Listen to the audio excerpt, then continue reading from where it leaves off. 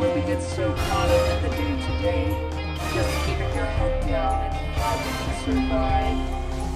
We float by each other like ghosts every day. We go into the struggle, the fight with one another, complacent with the fact that our systems are broken, with the fact that the top 10 will always be first in line, the fact that we are killing our planet and allowing them to keep us divided. We must stand together and rise up. It's time we wake up, and that is a difficult to clear through.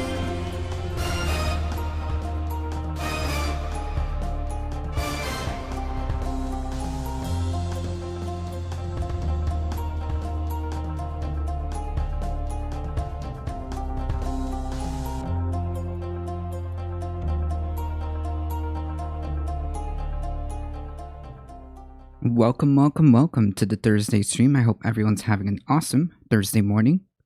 Hey, Cassix, how's it going? Yeah, Heamed has definitely gone off the deep end with this anti-nuggie discourse. And I am very disappointed in the level of this anti-nuggie discourse, but that's okay. That's okay. That's okay.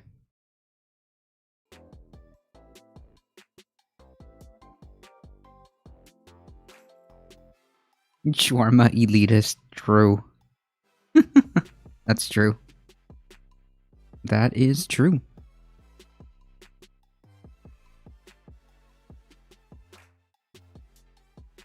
I hope everyone's having an awesome morning. We got a few things to go over. A little bit of a reiteration of the Texas law that's going on. I think that's important to talk about, so we're going to go over that again just a little bit. Someone posted on the Discord a oil spill that I was not aware of. It's really hard to keep up with all the events related to climate.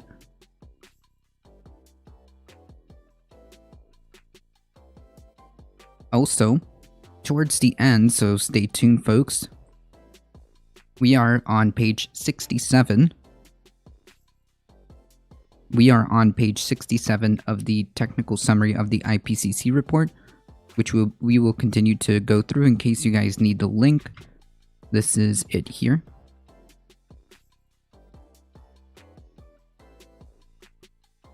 So grab your coffee or favorite beverage, have a seat, and we're about to get started.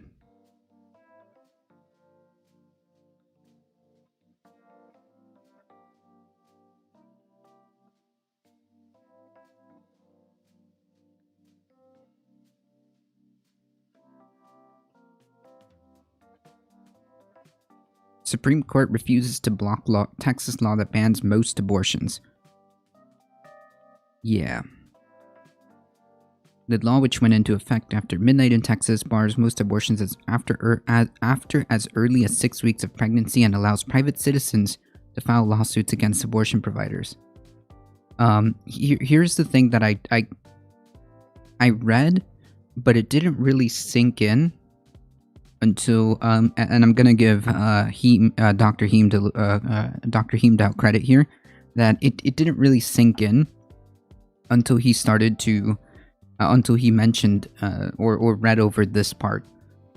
So even though I read it and I understood it, it didn't sink in until he reread it.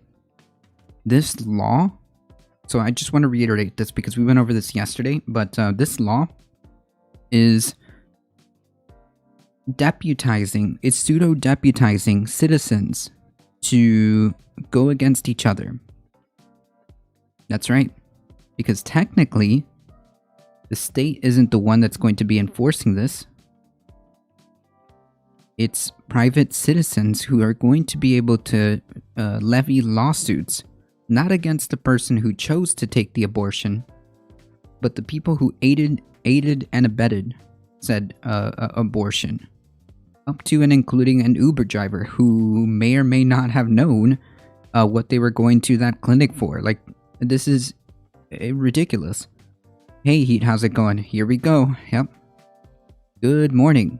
Good morning, Lee Spanner. How's it going? So, yeah, it just let that. It didn't sink in like the ramifications of that. You're literally encouraging citizens to effectively rat on each other or spy on each other, and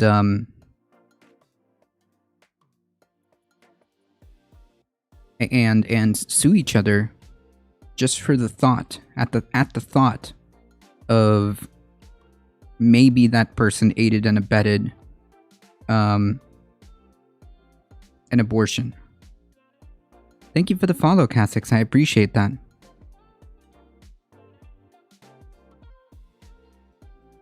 This is how they plan to get around the Supreme Court ruling of Roe v. Wade and Casey versus Planned Parenthood, because it's not.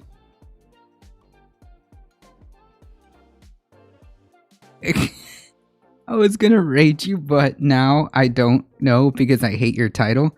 Yeah, it was meant to catch your attention, Dr. Heemdout. It was meant to catch your attention. I see what you've been talking about. Okay? I see what you've been talking about. This anti-nuggie discourse, it needs to stop. It needs to stop.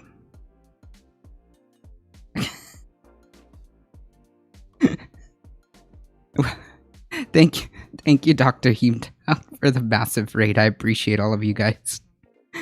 You're 100% right. Acceptable food, true. Hey, Wasted Design, how's it going? Welcome, Heemers. welcome, Heemers.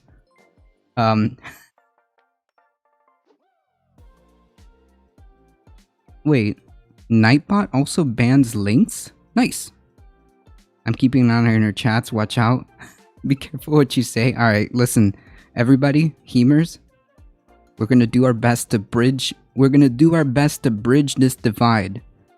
Okay? We're gonna do our best to bridge this nuggie shawarma divide, okay? Nuggies are trash. You can still enjoy them and they're valid, but they're objectively trash. Oh man, potato ban plug, man. You're killing me, man.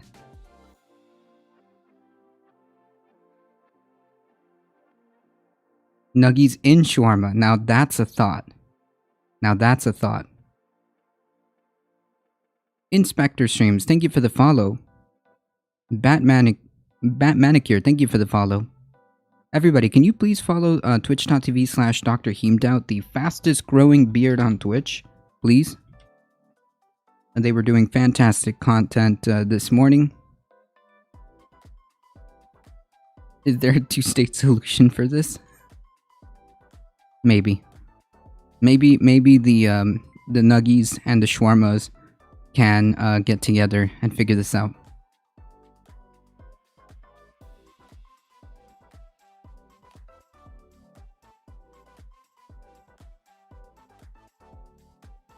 Watermelon pickle? Thank you for the follow. Haha, I got it. It seems like you could sue anyone without reason. If the taxi drivers can be sued for driving a person, can the state be sued for making that rule? Interesting. For making the road. Yes, interesting. Love your face.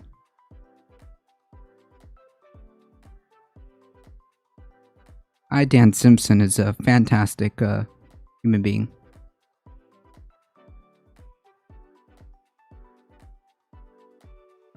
And it cut off? Oh, no worries.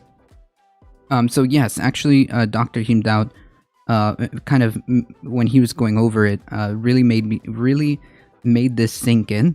Like, it's going to cause people to rat on each other, and these frivolous lawsuits are going to be a thing. I mean, unless there's a significant challenge to this law, this is what's going to be the norm. And and it's going to be the blueprint for other states. Corey in the house, thank you for the follow.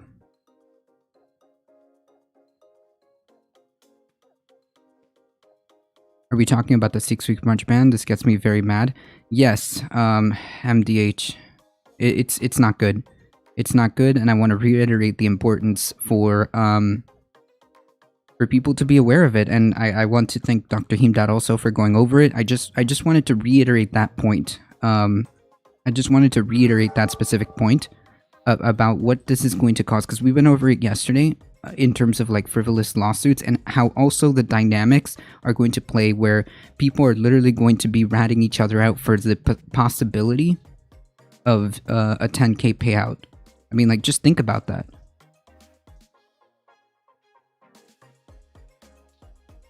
Just think about that. Every state in the South is going to do the same. Yep. It's gonna, if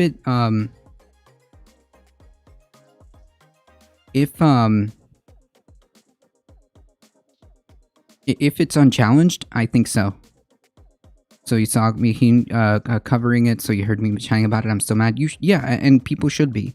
People should be angry. Literally, this is pitting people against each other. Among other things, like let's after obviously acknowledging the gross step on women's rights, the ramifications of this is really dark. Like, really dark.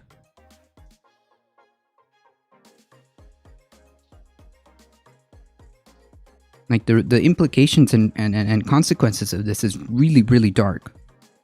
Yeah, this is like next level ghoul. Yep.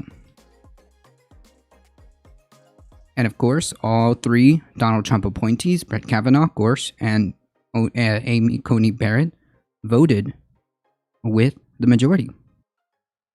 Like, I'm sorry, but like, I don't want to be this guy, but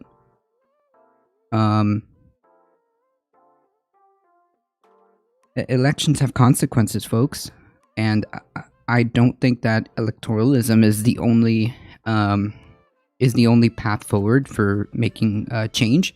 However, it is a tool, and these things, elections, have consequences and ramifications. I'm just really worried about what this means. Texas passed the harsh abortion law we have seen in 30 years. Jesus Christ. Oh, that's right. Yes, you're correct, MDHJ. That's right. So yes, I just wanted to like get that thought into people's heads of like what this is going to mean. Jesus.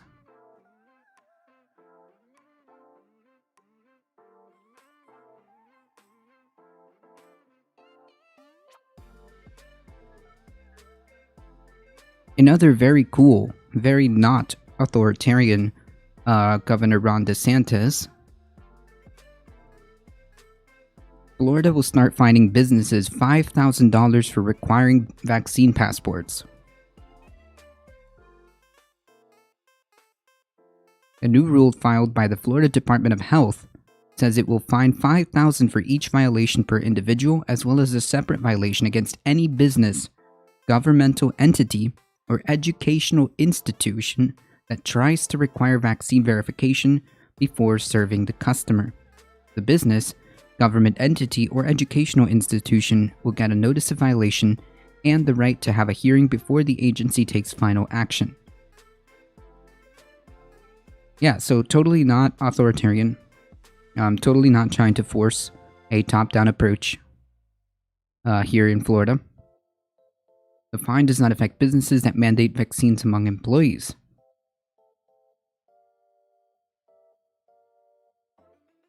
This rule takes effect September 16th. The Florida Department of Health made the rule under the new law passed in Florida's legislature earlier this year that banned the so-called vaccine passports, a ban Governor DeSantis sought. It's unclear how many companies are in violation of this rule yet. Cruise ships sought an exemption to this rule which Governor DeSantis refused. Norwegian Cruise Lines sued the state and won an injunction to block vaccine passport ban, which the state is currently appealing.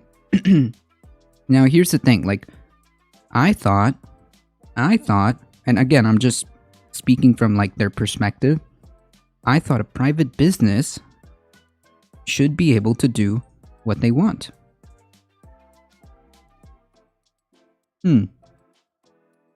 Weird.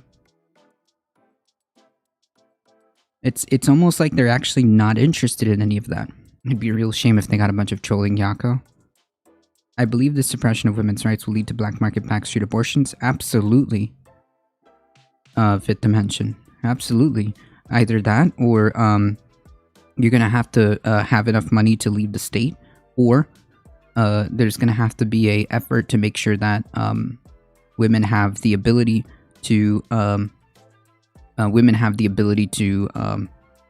get the treatment that they need and the medication for abortion, because I believe it's like a 2-pill system or something like that. I mean, correct me if I'm wrong, but I'm pretty sure that there are organizations dedicated to making sure that they can airdrop or get these things. That's right, not in Ron DeSantis's. Right, and reminder, this is the guy who's probably going to be seeking the nomination in 2024. Yeah, which they probably won't have the money, so they have to have the kid, which they can't afford. That's a great point. Can everybody go to twitch.tv/heat420_ and give him a quick follow, please?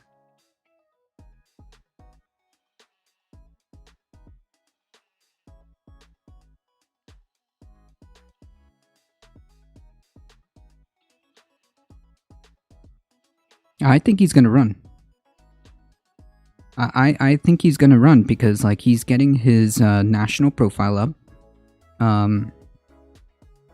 He's getting his national profile up, and he's doing everything that points in that direction. I think that if he does good in the re-election, if he gets re-elected in a good margin, I think he's gonna run. I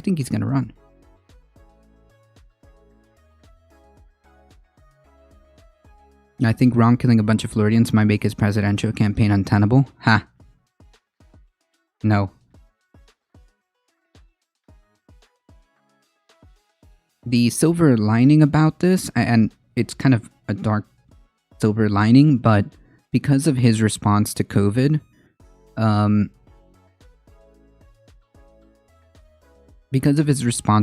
his polls are tanking. His polls are taking, his approval ratings are taking a massive hit.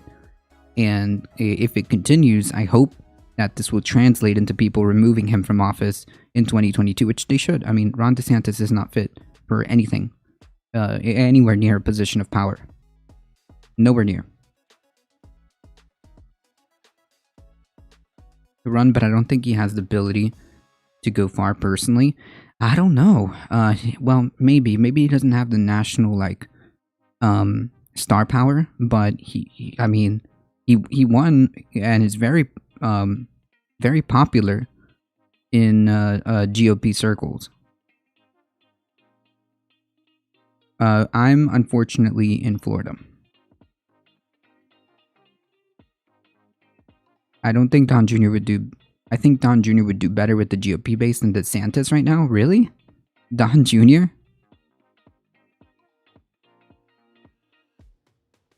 Hey, Kevin, how's it going?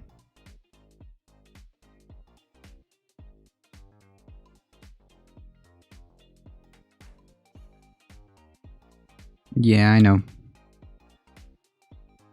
Who knows? I never thought Trump would be prez. Oof. Yeah, and yet it happened. And yet it happened.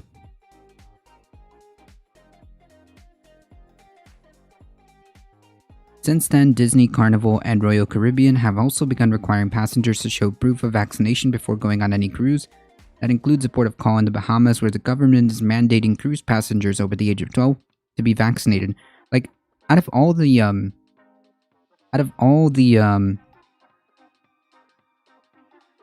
businesses or lines of business,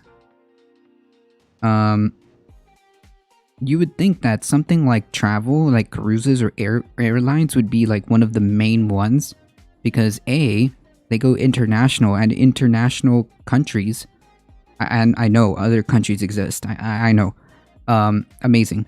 Other countries exist that have these vaccine requirements. So it would make sense if you have cruise lines and airlines have to have vaccine mandates. I mean, it just makes sense because, like, if you're going to follow if you're going international,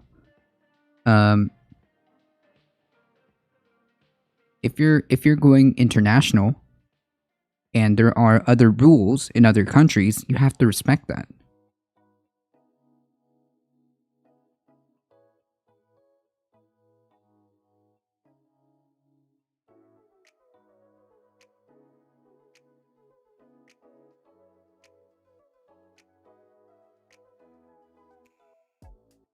The U.S. Virgin Islands has a similar proof of vaccine order cruise lines have to follow.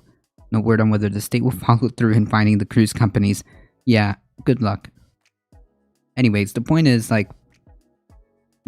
for someone who's like super advocating for like freedom and all this other stuff and like back off government control, he seems to be very comfortable with mandating top-down executive orders to what happens in Florida and what happens and what you can and cannot do in your own business, and strong-arming people if you don't. But, you know,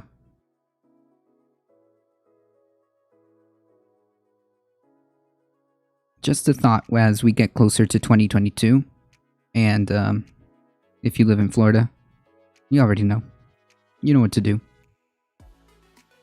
Get this guy out of here. Vote him out.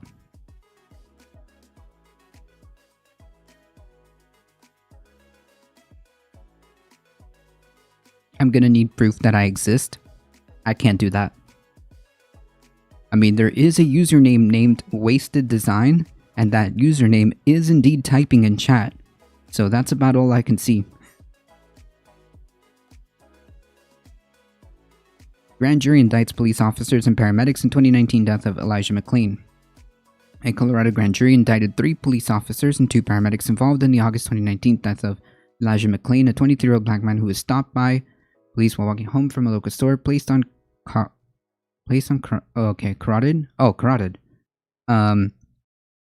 Carotid and then injected with ketamine. Colorado Attorney General Phil Weiser announced on Wednesday. Aurora police officers Randy Rodema and Nathan Woodyard, former police officer Jason Rosenblatt, and Aurora Fire Rescue paramedics Jeremy Cooper and Peter. Okay, I'm not even going to try on this one. Were each indicted on charges of manslaughter and criminally negligent homicide as a part of a 32-count indictment. Jesus.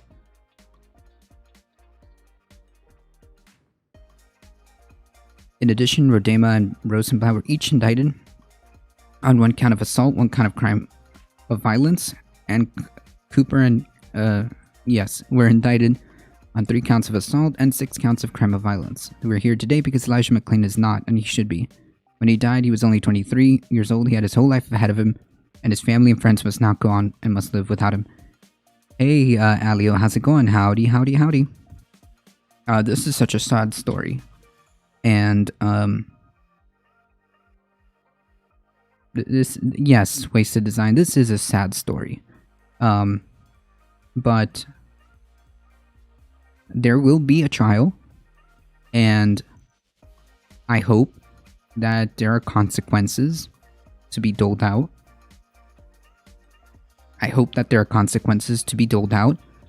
And, no police officer, no law enforcement officer should have any type of ability to do this. Of course, Halio, it's really sad. Let's see what happens in the trial, but it certainly seems like, yeah, absolutely. There's video, we saw the video.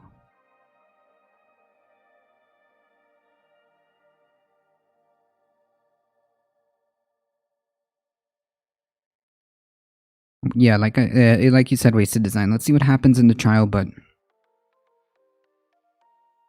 the indictment is in sharp contrast to prosecutors' initial conclusion in the case. In 2019, Adams County District Attorney declined to bring criminal charges because he said the prosecutors lacked evidence to prove the officers caused McLean's death or that their force was unjustified. But McLean's story gained renewed attention last June after the police killings of George Floyd and Breonna Taylor and the rise of the BLM movement. Spurred by protests in Aurora and a viral online petition, Governor Jared Polis announced a re-examination of the case last year. Weiser was appointed as special prosecutor and opened a grand jury investigation into the case in January. In general, police officers rarely face criminal charges in custody of deaths of black people, and convictions in such cases are even rarer. In news conference in Wednesday, Weiser acknowledged a challenge ahead of for prosecutors. I mean, like they face, like, let's be very clear. Let's be very, very clear. They rarely face any consequences, period.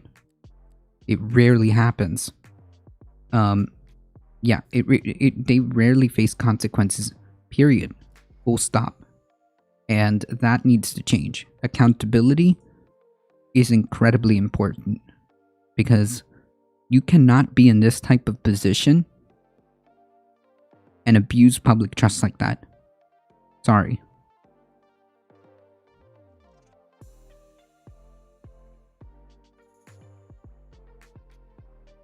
You just can't do it. You cannot be in this position and abuse public trust like this. Okay? And each time it happens, there should be swift and harsh punishment, because you're supposed to be above, right? You're supposed to be a public servant. You're supposed to be the one who protects and serves. I use that term very lightly. So the moment you abuse that, your consequences should be harsher. You should know better. Your consequences should be harsher. Sorry.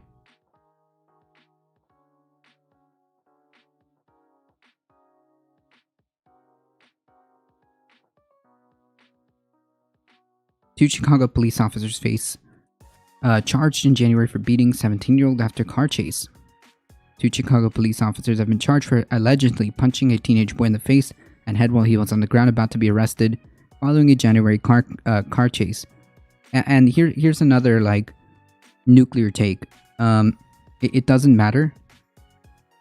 It doesn't matter.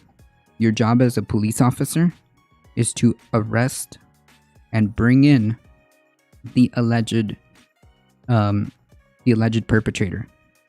Your job does not involve anything else in terms of, like, as soon as you have a suspect in custody, as soon as you have them in custody, they are under your care. Okay?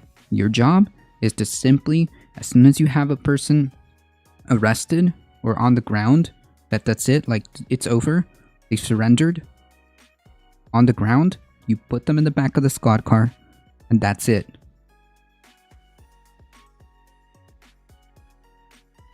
It is a topsy-turvy world. Your job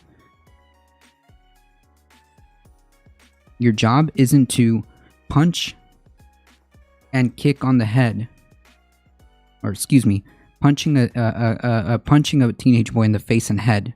Okay? That's not part of your job. Despite the fact that he already gave up and was about to be arrested. Howdy, howdy. Hey, Dark Knight, how's it going? You do not get to do that. And if you can't handle that, you shouldn't be a police officer. Sorry. Officers Schaefer and Gabara were each charged with aggravated battery and official misconduct, both felonies, and appeared for a bond hearing at Lighton Criminal Court building. Yeah, I mean, like, again, the consequences for you abusing this should be swift and harsh. If you're going to be a public servant, then there are responsibilities and you're supposed to be held to a high standard. If you cannot handle that, then you shouldn't be a police officer. Period. If you can't handle it, you shouldn't be a police officer. Period.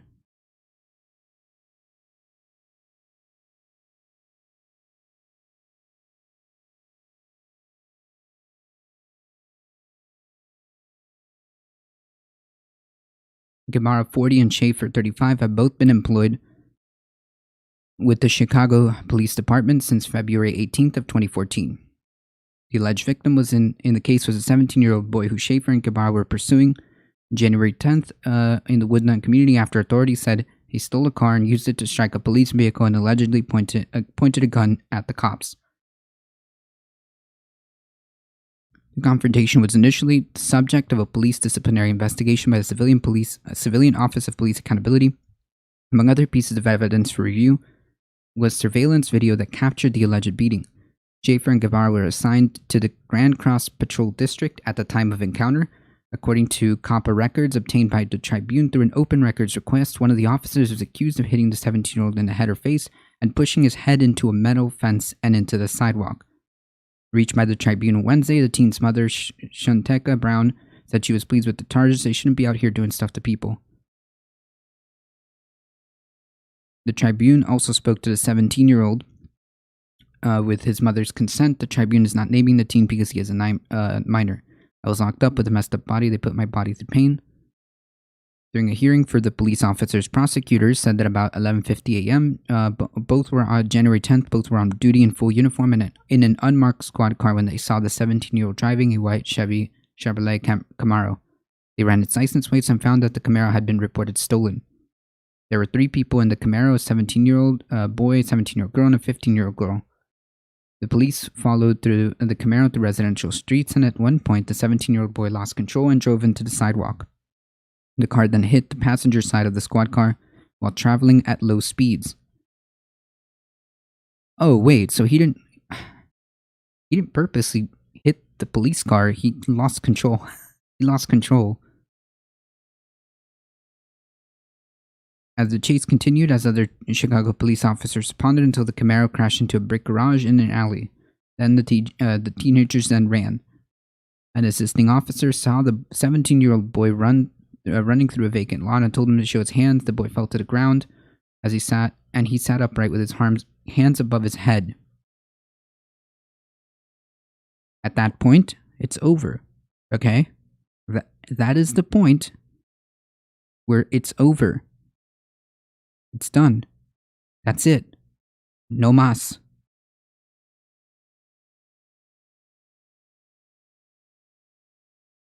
Guevara then allegedly parked a squad car on a nearby sidewalk, got out, and hit the boy in the face with a closed fist as the boy was on his stomach. Jesus Christ.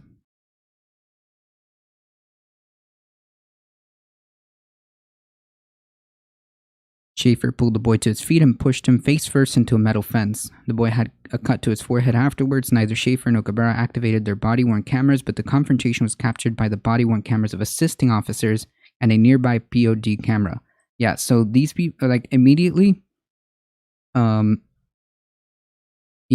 here, that's already a massive problem.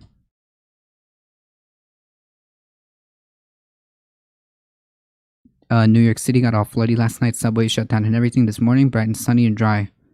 Yeah, this was remnants of Ida. The moment you choose not to do this, that should be brought in. That should be brought in as part of the trial. Why? Again, if you can't handle this responsibility,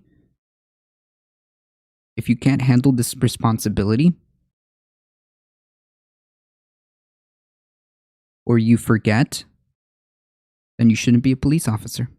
Period. Full stop.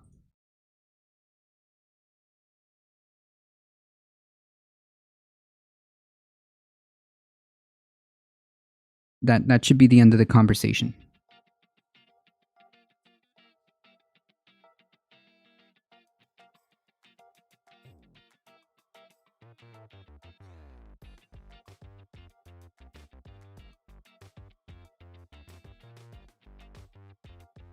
If you can't handle the responsibility, then you shouldn't be a police officer, period.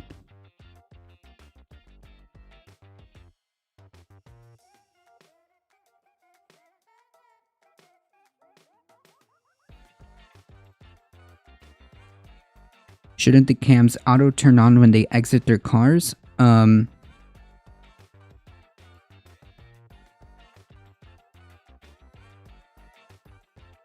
I don't know if there's like technology that does that. I don't know if there's technology that does that. It would be nice. It would be nice if that happened.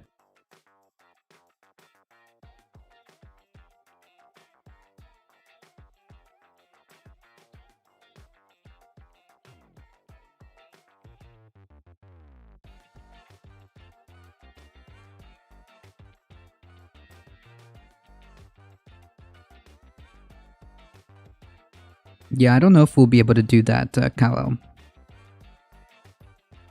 However, that does not mean we shouldn't think about reorganizing and restructuring the institution known as the police.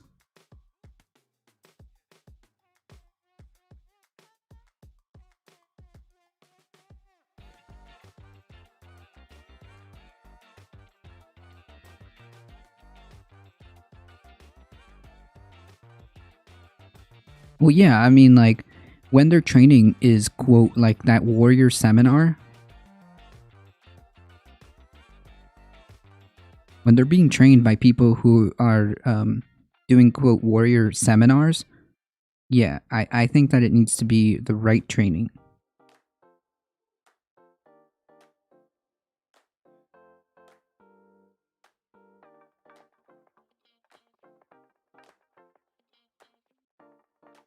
Also, I think that there's better like ways of reorganizing it. But again, clearly, every instance of this needs to be dealt with. Every time it happens, there needs to be quick, swift, and harsh consequences.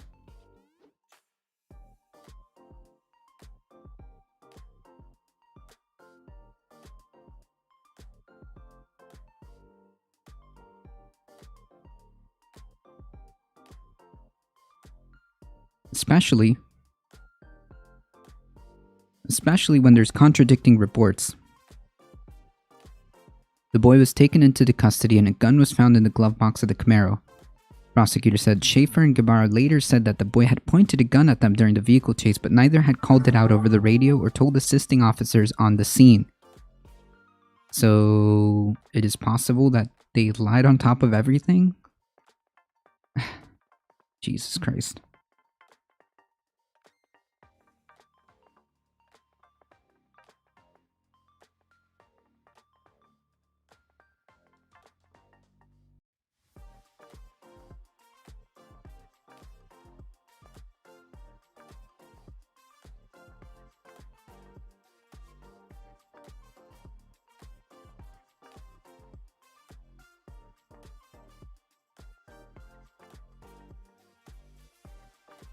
The boy was charged as a juvenile with aggravated battery, aggravated assault to a police officer, unlawful use of a weapon, unlawful use of a firearm of 18 years.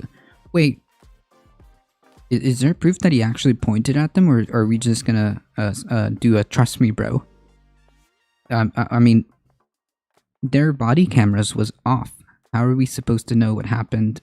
Allegedly, possession of a stolen vehicle, and possession of a stolen vehicle. On June 23rd, the charges were dismissed. Judge John Locke ordered both officers to released on their own recognizance. The next court date is scheduled for September 10th. Again, if you are going to be a police officer, you have massive responsibilities. And if you can't handle it, don't be a police officer.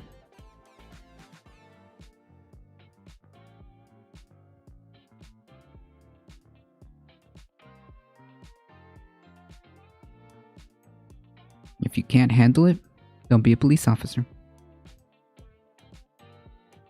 And if you abuse your trust of the public, the consequences should be swift and severe. That's simple. That's simple.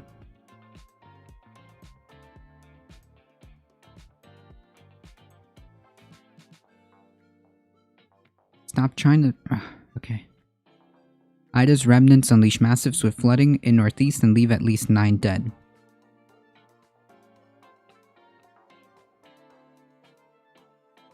And things like this are going to be just the norm. Just the norm. I believe Cal L mentioned this. Yes, the remnants of Hurricane Ida unleashed deadly and paralyzing flooding at shocking speed across the New York City and elsewhere in Northeast and Mid-Atlantic, and residents on Thursday are now only catching up with the scope and scale of the damage.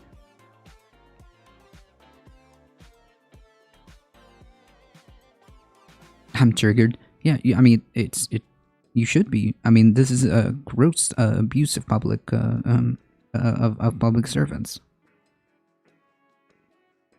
Remnants of Hurricane Ida unleashed deadly and paralyzing flooding at shocking speed across New York City and elsewhere Northeast and Mid-Atlantic, and the residents Thursday are now only catching up with the scope and scale of the damage. The storm dumped rain at sometimes unprecedented rates at Wednesday night, several inches per hour, bringing flooding that killed at least 9 people in New York and New Jersey alone, with waters rushing into basements and subways. Cars abandoned on Northeast and Mid-Atlantic streets after drivers fled roads that transformed into swift rivers. Jesus Christ. And mind you, this isn't even like a hurricane that like directly hit them. This was a remnants, the remnants of a hurricane that just destroyed the Gulf Coast, Louisiana. So are we now getting the picture? Are we now like understanding the ramifications of the severity of climate change?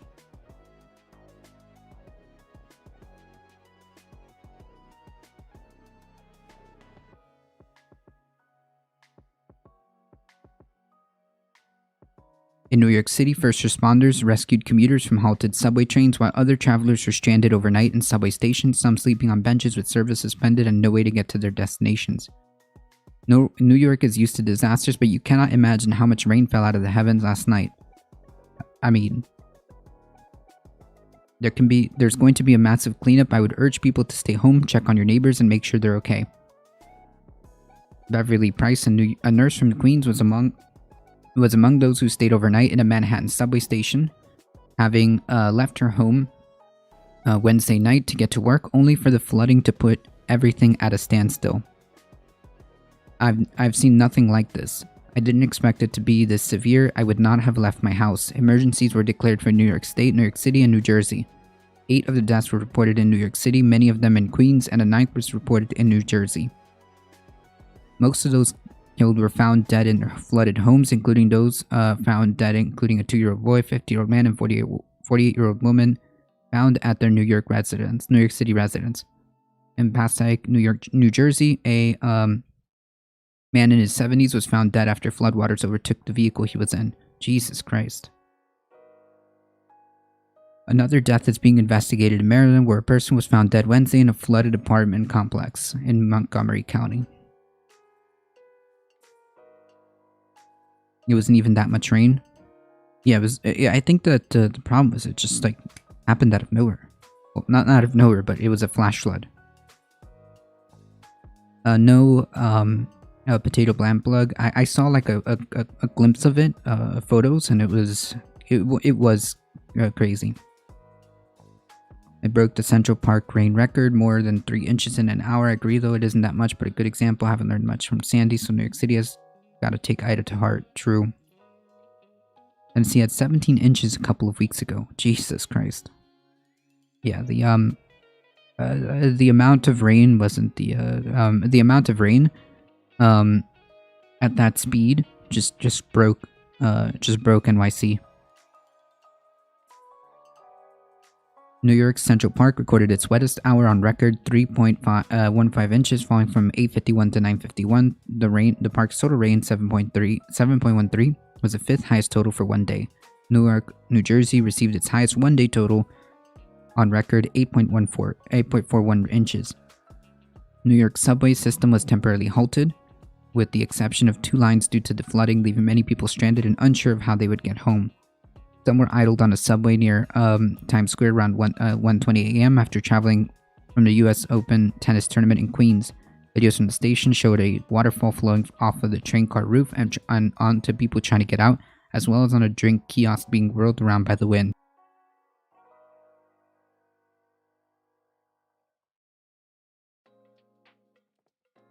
As water gushed into the station, first responders have been evacuating people from trains, acting MTA chair and CEO General Lieber said in a statement. The city also instituted a travel ban for non-emergency vehicles until 5 a.m. True. We'll have a tough few hours coming up until we can get the rain out of here. Really want to urge everyone moving around tomorrow, do not go into a street, a road, or highway with a lot of water accumulated. That can be super dangerous. Hocho said level of flooding was far more than anybody expected. We can take all the precautions in advance. We did deploy our assets to be on the ground in anticipation, but Mother Nature will do what she wants, and she's really angry tonight. No, there are reasons why this happened. Darknet just pointed it out. Too much concrete, rain had nowhere to go. Hey, spread it forward, how's it going? Yeah, Tennessee keeps building and expanding roads, but not building out their sewers. You had people trapped in their cars all the time here because of flash flooding. Jesus Christ.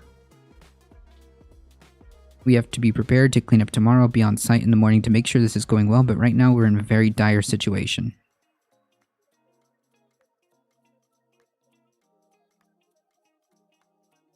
Jeez. Tornado touches down in South Jersey. Yikes.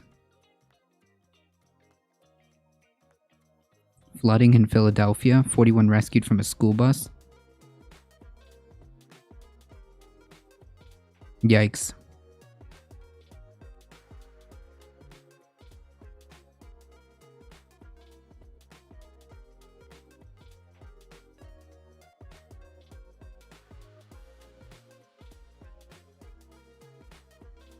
In Maryland, Ida's downpour flooded at least 12 apartments in the Rock Creek Woods complex in Rockville. Rescue personnel evacuated dozens of people there on Wednesday.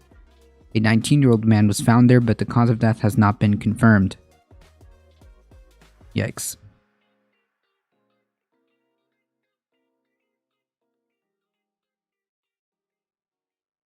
My friend was just missed by that tornado in Trenton. Jesus.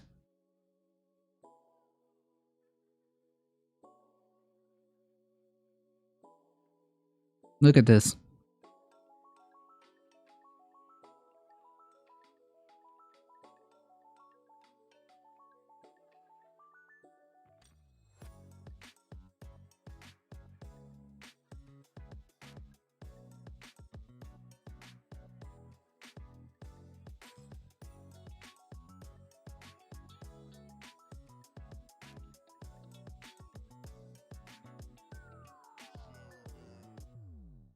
How does insurance handle that? It doesn't.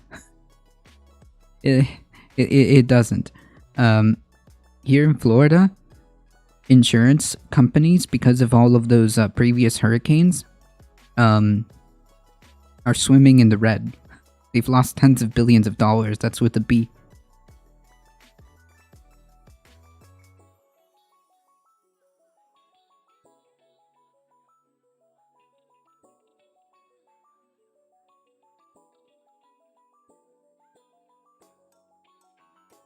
Well, yeah, I mean, you've got your own issues, Heat.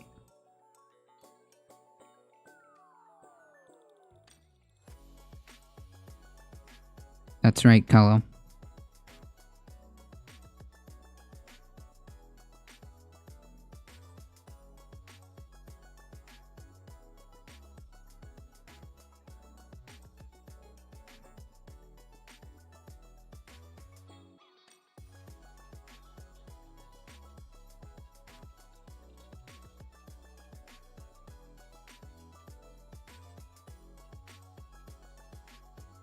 When I was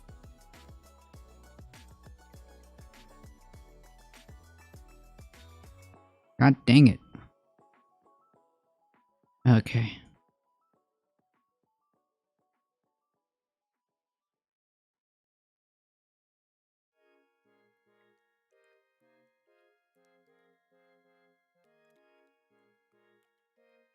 Yeah, this will be great for new car sales. True.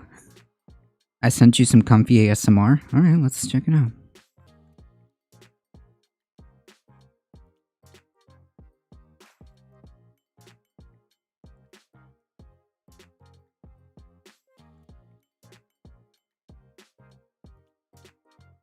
Jesus.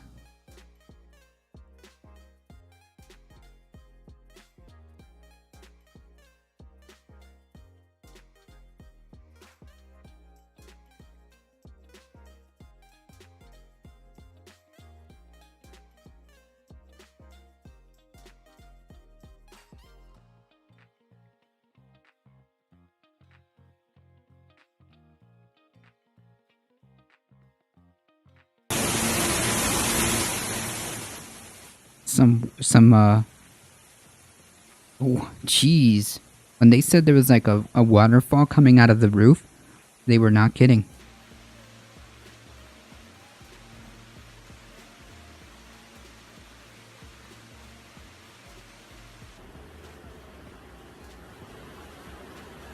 Oh, that's a good point, Darknet.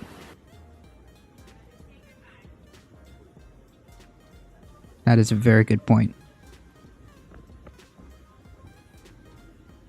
Although, I will say this. I know Potato Band Plugs methods of chat, and you know if they had that little emote, they're legit.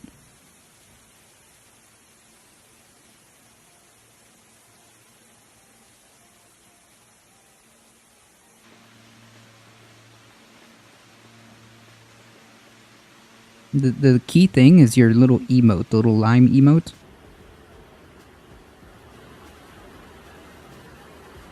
Holy yikes.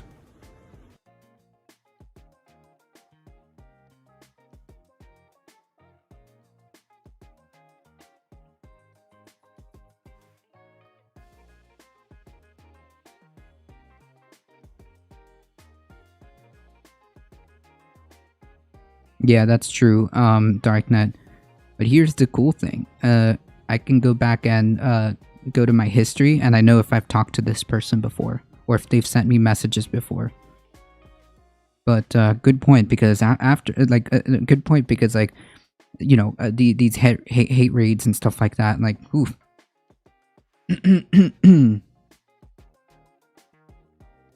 These hate raids, once they start clamping down or getting banned, they'll start doing stuff like this. I mean, like I said, there's a reason why no links are allowed in chat.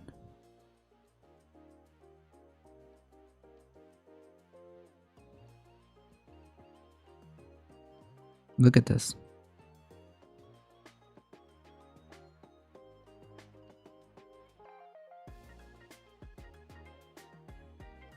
That's right, ferret verification.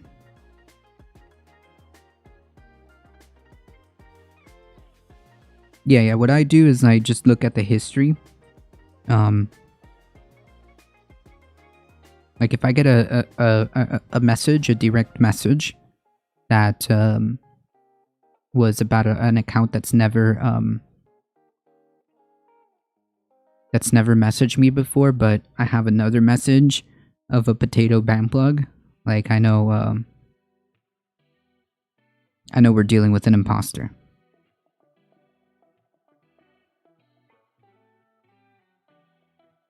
Oh no! Wait. Hey, Nightbot, be nice to Maschi.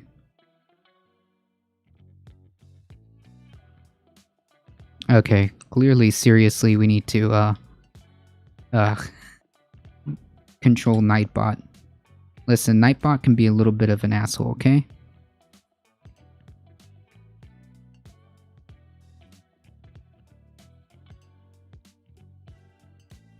I just invited Nightbot, okay?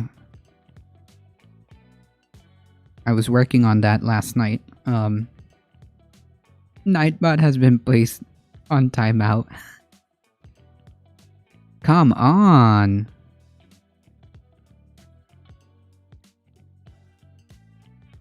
How do we adjust that? Why can't, like, the whole point is to be able to spam emotes.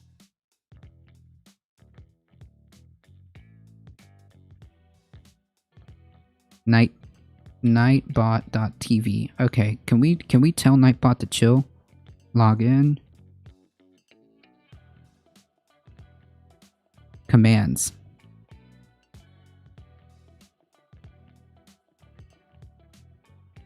Spam protection. Disable excess emotes. Ha!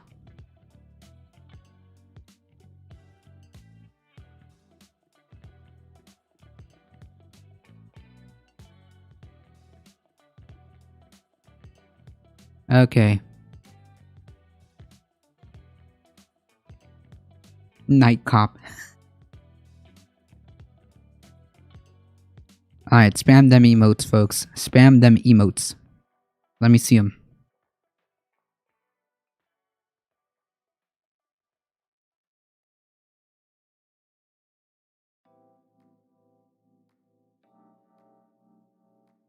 There we go.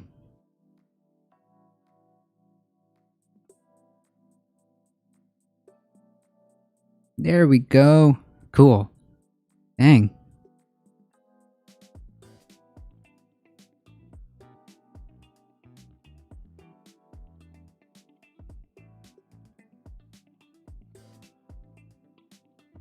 Aw, yeah. Cool.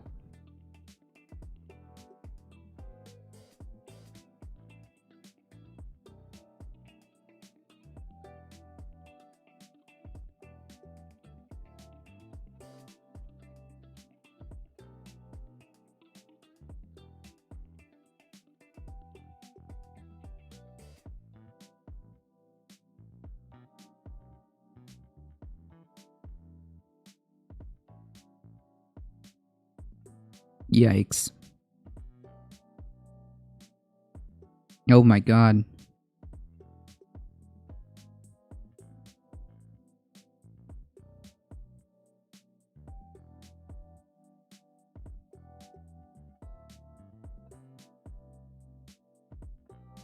Oh.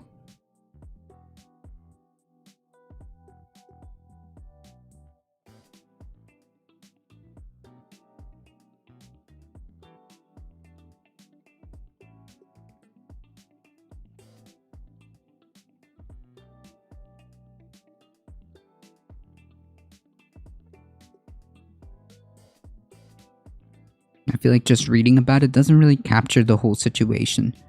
Yeah, I think that our illustrations of the severity of the issue is quite clear. I mean, these videos speak for themselves.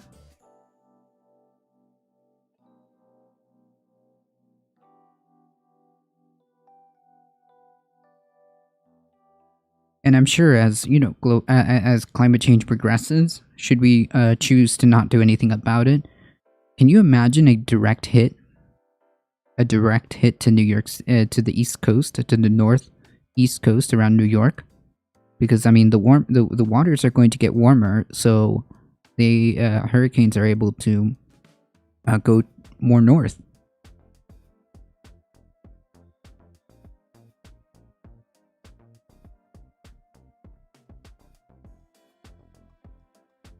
Imagine if this is just like remnants of Hurricane Ida. Can you imagine what would happen if they actually get hit, a direct hit?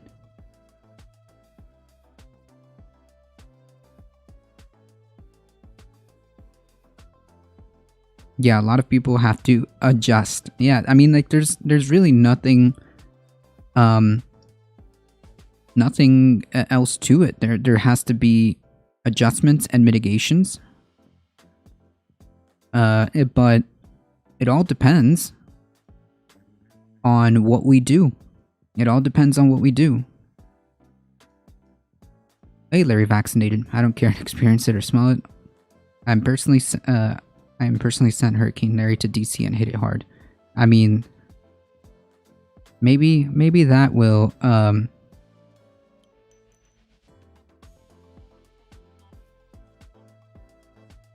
maybe that will open up some eyes. Maybe that will open up some eyes.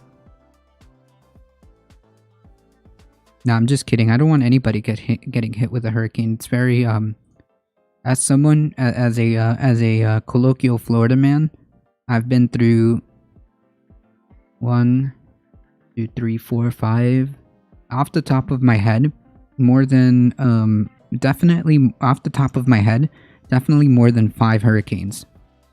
None of it was good. And I don't wish that on anybody. So let's see. The first one is Hurricane Andrew. I was a very, very, very, very, very young person. There was Wilma, Katrina,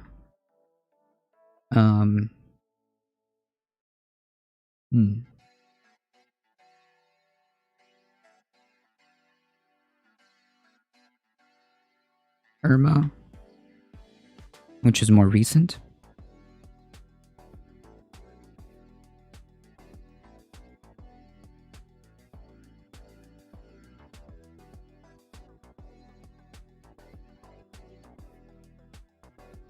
Oh, Charlie. 2004.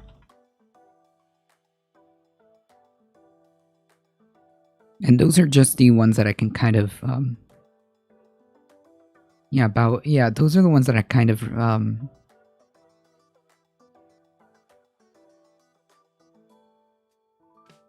I think there was another one that went this way. There's a few more.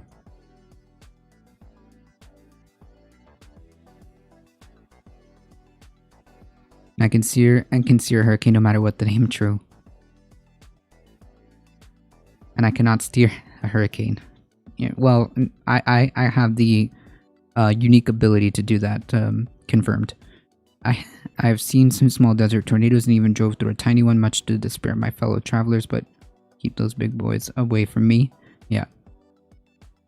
The difference is the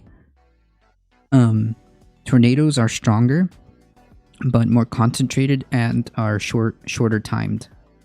Hurricanes are much larger, affect a much bigger area, can cause tornadoes, and among other things, water damage as well.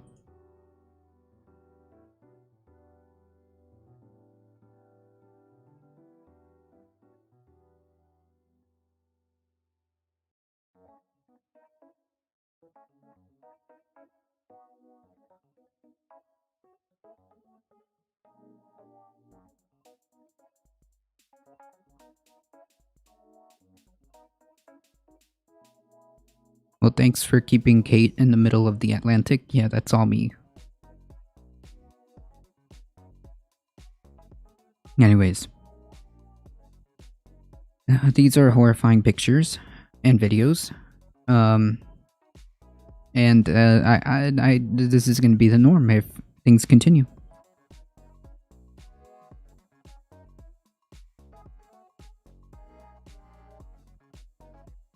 Tornadoes are weird. They can destroy one house and leave the neighboring house untouched. Yep. That's true. Where is this? New York City. And New Jersey. I like this comment. This comment is excellent. Maybe if we invested in climate mitigation and resilient infrastructure, this could be prevented. I wonder if there's like a certain piece of legislation that would accomplish such a thing. Now there's a thought.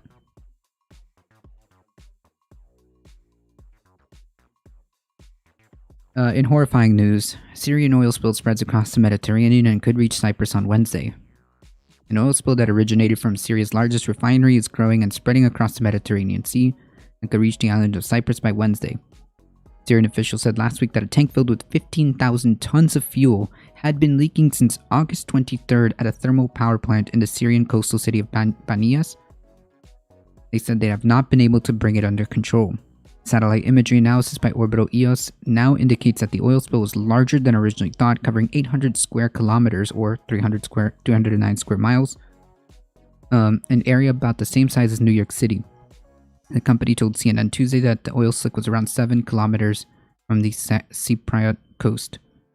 The Cypriot Department of Fisheries and Marine Research said that based on a simulation of the oil spill's movement and meteorological data, the slick could reach the Apostles Andreas Cape in the next 24 hours. The department posted in a statement around 11 a.m. on Tuesday. It also said it would be willing to assist in tackling the spill.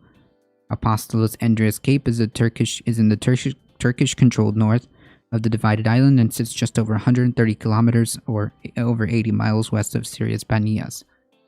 Photos circulating on social media for more than a week have shown the oil slick along the coastal areas of Syria's Banias and Jableh, and locals have warned of potential threat to marine life. Well, yeah, it's an oil spill.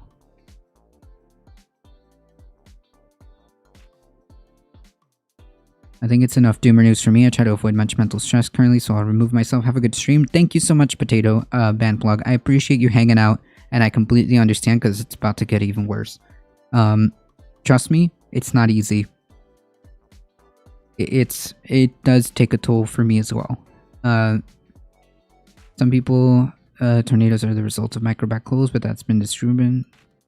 Yeah, no, there's a very clear way, a system of how a tornado forms. I think I learned this in class sometime.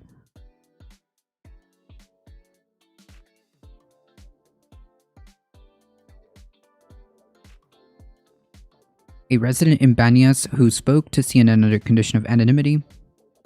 Much of the coast has been polluted. People did not need this. It's already hard to make a living here, and it's certainly affecting the lives of many families and made them lose their income.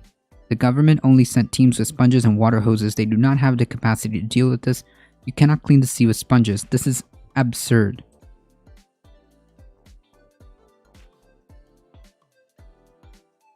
We've got a cute animal redemption, so we're going to take care of that right after this. Do you have any suggestions or requests, Darknet? If so, post it in chat. Otherwise, we'll look up a cute animal video. Turkey, which shares a border and coastline with Syria, has also been drawn to contain the spill. We're taking necessary measures by mobilizing our resources to stop any chance of the spilling turning into an environmental disaster. Well, it is already an environmental disaster. By definition, wouldn't it? Banias refinery is the main source of Syrian fuel products and essential to keeping the war-torn country powered. This is the second major oil spill in the eastern Mediterranean this year. I didn't even know about this. In February, an oil spill off the coast of Israel devastated the country's beaches and left tar deposits across the Lebanese coast. Jesus Christ. Have we not come up with an effective way to deal with spills? Like, it's been years and years. We do have technology to combat oil spills. However, the best way to combat oil spills is to get off fossil fuels. Just my wild prescription. Oh, the dodo. Good call. Let's check it out.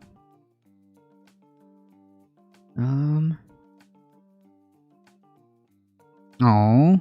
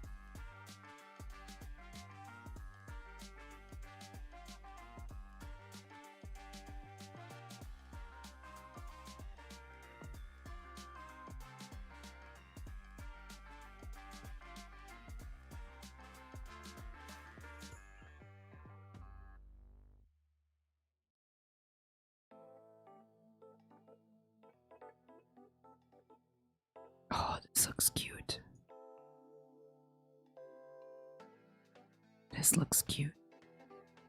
I saw this pet carrier that I'd never seen before in this garage. I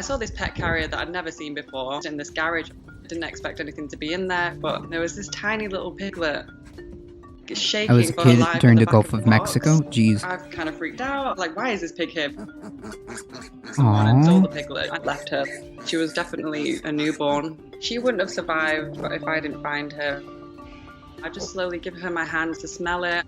She was very scared. She was so small.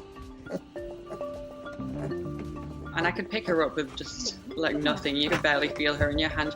Hey, Decapoleon. It just Howdy, came howdy. naturally to want to help this little thing.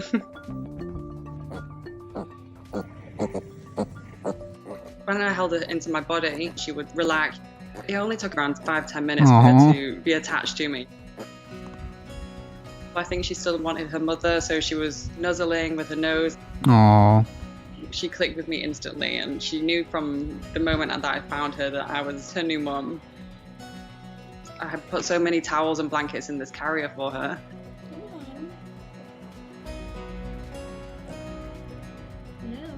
She'd wake up in the morning and she would sort of nuzzle her way out. She tucked in the bottle straight away. She would make a bit of a mess. Usually I would go for walks there on my own, but she would follow me anywhere. That's so true.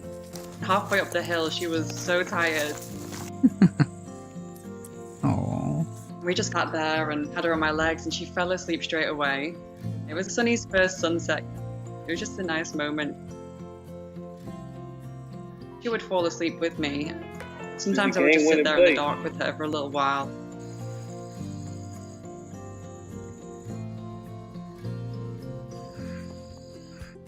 She would get the zoomies and she would start running in huge circles. It was literally just like a puppy. Sometimes when she's so excited, she would bark like a dog.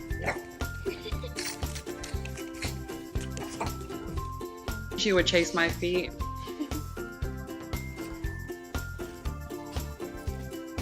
So I found a soccer ball and I brought it out for her. And after a few moments, she was on top of the ball. She thought she was bigger than what she was. They were inseparable. She was my best friend. She was like my little baby. I always knew in the back of my mind that it's impossible for me to keep her. I really, really wish I could. I think the best option was to get her to a sanctuary with other pigs. Yep, that's what we did. That's what we did. Back a long time ago. A very, very, very, very long time ago, when we had a very, large yard. It was large enough. There was, my dad used to work for a train company, and what he would do is basically transport the conductors to and fro. Unfortunately, one night he was working, and apparently, a poor mama pig was killed in a train accident, and she left behind a whole bunch of piglets, and we took one of them, and it was just like that. It was just like that. We named him Blackie, and Blackie would act like a dog. Basically, Blackie would follow us everywhere, and we were his new family. We were his new family up to we could not keep him anymore. And we made sure that when we had to give him up because of the rules, county rules and whatnot, we made sure that he was going to be taken care of, not eaten or harmed in any way, shape, or form. And yeah, basically this story. Be kind to all kinds. True. Someone recommended me Death Row Unchained, and they were more than happy to take her. When she arrived at the sanctuary, it did take her a little while to settle in, but she did come out of her shell. I'm really looking forward to seeing her enjoy a happy life at the sanctuary.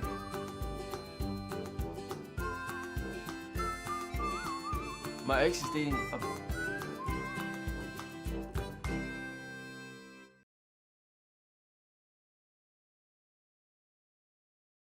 Angel, is that you?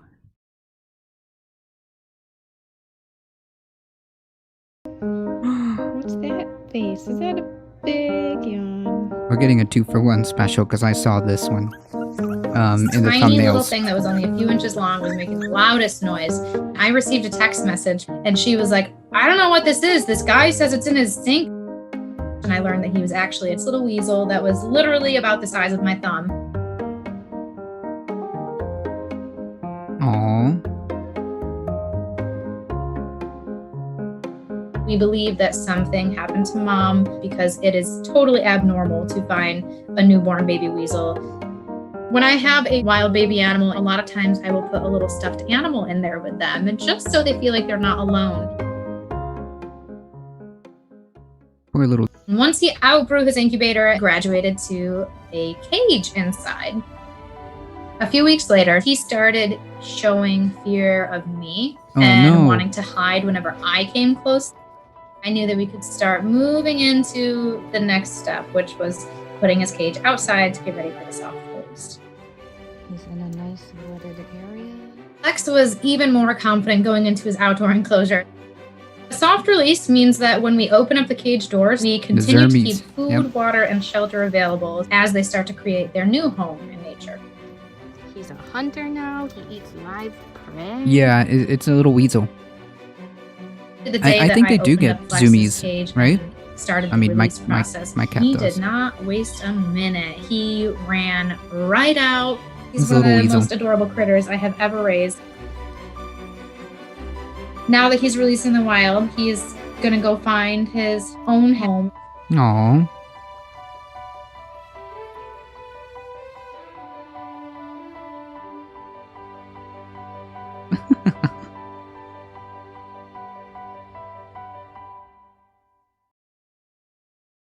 Absolutely adorable.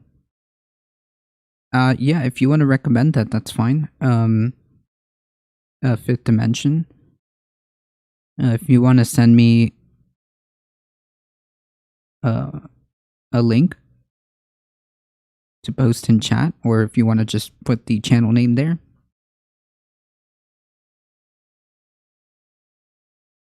All right, folks, we're getting close to that time.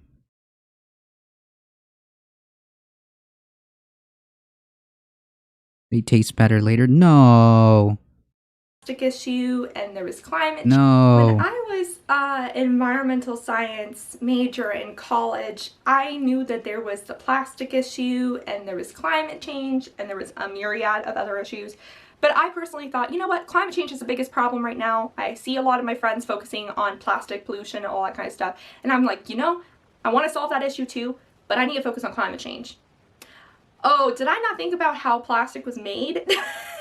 Yeah, they are directly connected. 99% of plastics comes from fossil fuels. In order to solve climate change, we kind of need to solve the plastic issue too. Hey y'all, it's Becky here from the Beckisphere, where we talk about climate news and solutions. You've entered a climate deep dive, and this time we are I'm going doing to go it. into I'm the moving connection between in that fossil fuels direction. and plastics, and boy is there I'm doing a lot better. there. So let's get into it. 99% of plastics comes from fossil fuels. Basically, plastic is kind of a plan B for fossil fuels if we actually successfully transition our energy sector to 100% renewable energy. In fact, plastic production has gone up so much despite there being several laws by many countries and cities and counties to reduce their plastic production. Plastic has still increased in production over the last several years. Can we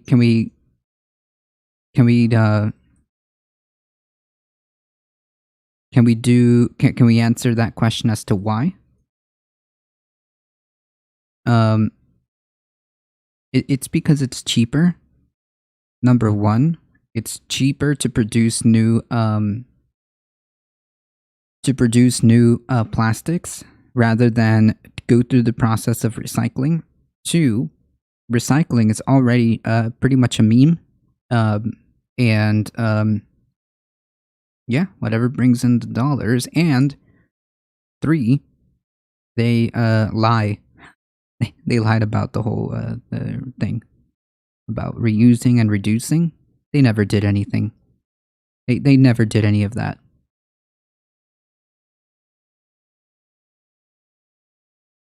True, Hannah. It's not that it's... So, it's not that it's bad. The problem is, the systems that we have to try to do that recycling and the products themselves aren't designed to be recyclable in the first place. That's why it's a meme. Over, 90% of actual products don't get recycled, even though they have that cool little label on them? Yeah, no. We should honor plastics and make them expensive and rare? No, we should just make them out of renewable, sustainable methods. There are different methods that we can use to build the same little plastic bottles or whatever, and plastic packagings, with hemp, with even I think it was it you, Darknet, who brought up, or someone brought up fungi that can be used to create these alternative plastics. Hemp is one of them, yes, but there was another one based on fungi that also could be used.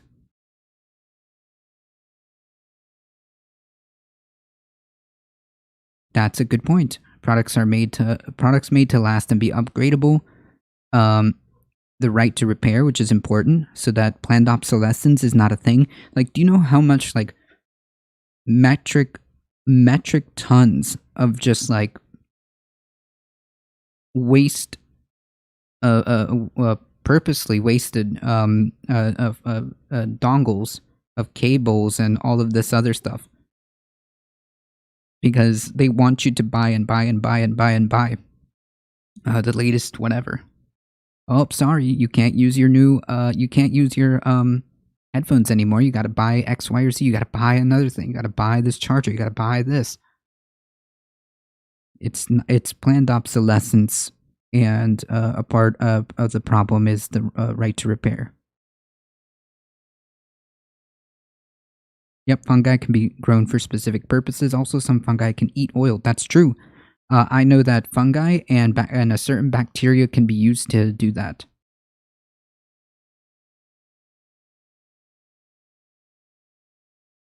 In cans,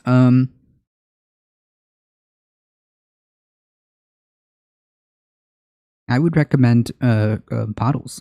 Glass bottles, I think, are better. I'm not sure. People wouldn't even notice if you switched to mass production plastics, like to like that fungi. So why not? Oh.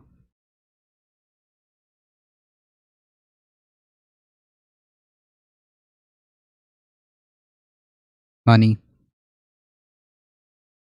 That's it. Money. So how is that the case? What is happening? Well, it turns out that there's a direct connection between increase of plastic production and an increase of fracking.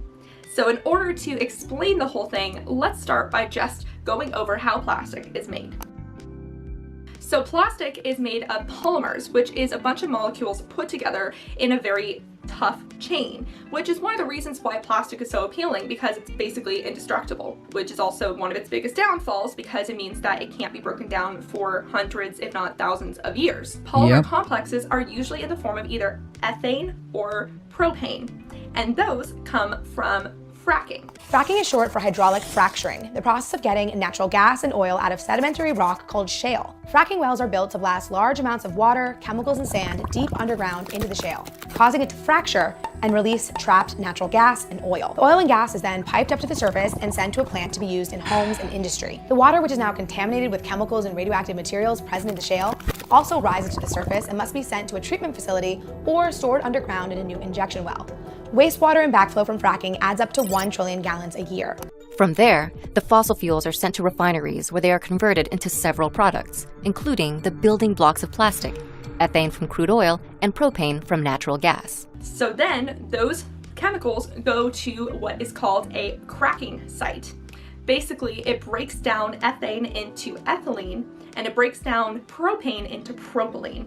Now, these chemicals, Did you know when that added styrofoam with a catalyst, can produce was a invented for resin nuclear that weapons? can be formed into many Interesting. different shapes. So basically, it makes the molecules more flexible to being moved around.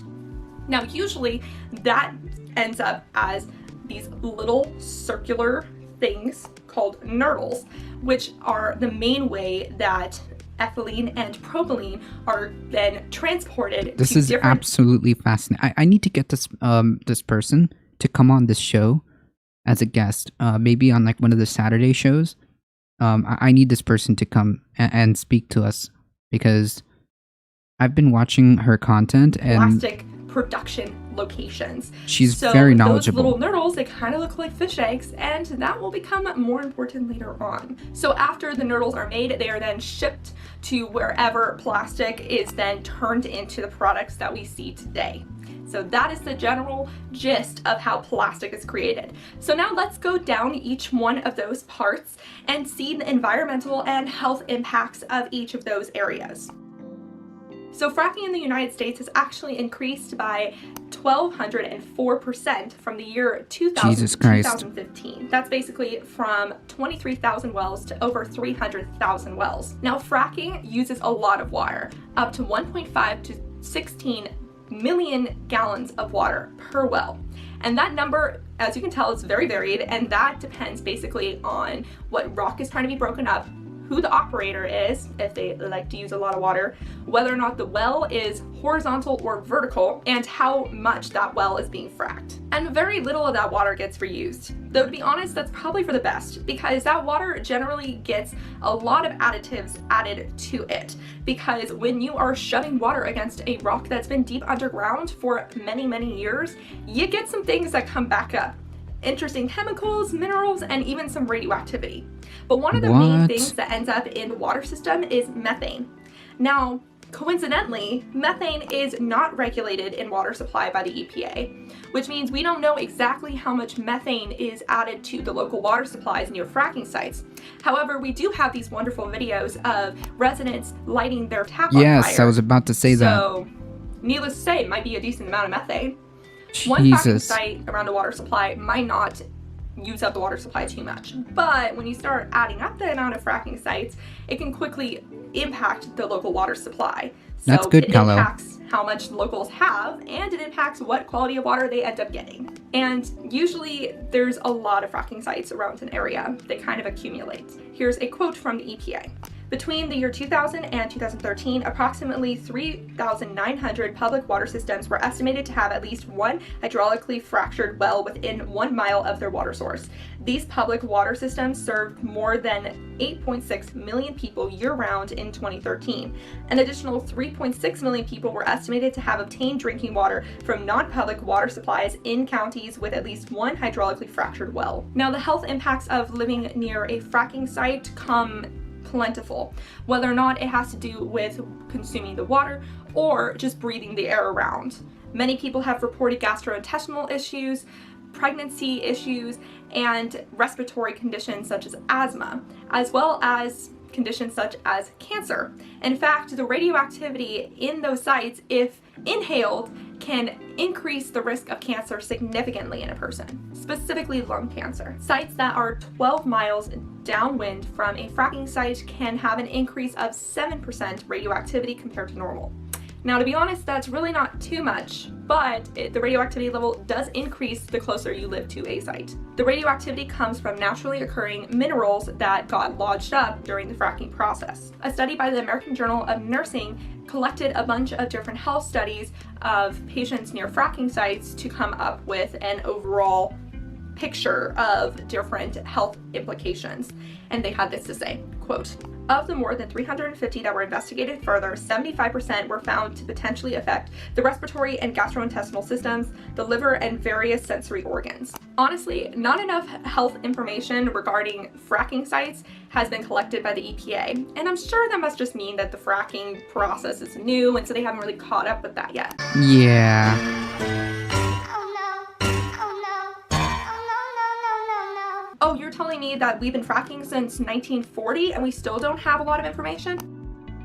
So the cracking process requires a lot of heat, which means that the process has a lot of energy demand. Basically, the cracking process produces the equivalent emissions to 52 coal-fired plants. And if business as usual is continued, that can go up to 69 Languages with Paventi, thank you for the follow. Appreciate that. So now let's take a look at one of the more well-known case studies of people living around petrochemical sites, which petrochemical, one of their main products is plastic. That would be Cancer Alley, which is located in Louisiana along the Mississippi River. Ooh, Cancer Alley? Holy yikes. This is the petrochemical corridor, an 85-mile stretch of land along the Mississippi River that is home to more than 150 industrial plants that produce stuff like rubber, asphalt, and refined oil. But the people who live here have another name for it. The chemical corridor, commonly known as Cancer Alley. It is considered by environmentalists as an environmental sacrifice zone. Basically, imagine having 13 petrochemical sites around a 3-mile radius of your home. And this is not only just a health problem, but Wait, but those things actually happened, Fifth Dimension. Of course they don't represent, like, the rest of the... They represent sites near fracking. Wait, I think you're zooming out. When we're trying to zoom in, these areas, these small areas that are experiencing these things are near fracking areas. Yeah, that doesn't happen everywhere, just near fracking areas. Cancer Alley was shut down during the hurricane as it started up again? I don't know. It's also an environmental justice issue. 2/3 of people living near those sites are African American. And that's basically because in the history books, Black concerns were not taken as seriously as white concerns. So when white people were like, don't put those sites near me, they were listened to. When Black people said the same thing, they still put them there. And the main argument that petrochemical sites said was that it would provide economic opportunity for those areas. However, they ended up bringing their own people there. There was not any job training opportunities for those that lived near the sites. An injury to one, it's an injury to all. True. Pretty much everyone that lived there either had cancer or knew someone who died from cancer. I have 100 people in the meeting. Has anybody in the room had anybody in their house die of cancer? Everybody stand up. Someone just passed away 3 houses down from cancer. Because I had one friend, I went and visited her on 4th Street on a Friday. And that Monday morning I got up, I said, I'm gonna go see Mary Alice. I got a call, she was dead. And because a lot of them suffer from respiratory issues, they are also more susceptible to the pandemic. And it was basically a COVID hotspot. And now it's a Delta hotspot. Since the video in 2017, the petrochemical sites have basically just expanded. In 2020, the Bucket Brigade sued Formosa Plastics for a new project that was being built that, if finished, would be one of the largest petrochemical sites in the world. Jesus. They sued them for $9 billion.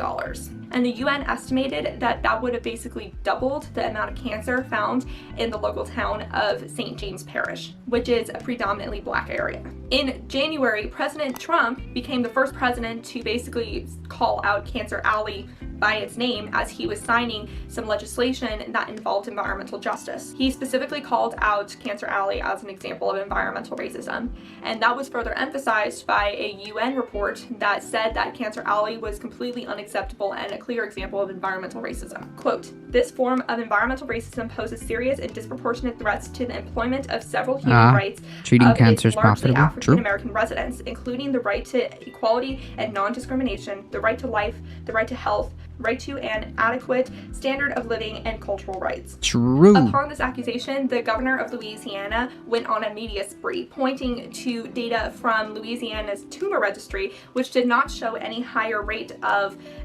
cancer in areas near petrochemical sites compared to areas away from them. However, because that was done recently, the residents argued that those numbers would not be accurate because many people who would have died from cancer instead died from COVID. Victims also might have not seeked out medical treatment due to societal or financial concerns. And for those chemicals that the EPA does check, there is a confirmation that the areas by petrochemical sites are above chlorofluorine levels. So even if they weren't checking methane or checking cancer rates, there is still an unacceptable level of certain chemicals near those sites. So that in itself should be an environmental concern. And health concern. But there is some good news. On August 25th of this year, so like last week, the U.S. Army Corps of Engineers announced that they would do an in-depth environmental review of the Fortuma plastic site. Kind of a win for those that... Well, I mean, these are just one examples of many. So, I mean, like, are we supposed to go through each and every one of these examples, or can we just use a couple to illustrate the point? Does that make sense?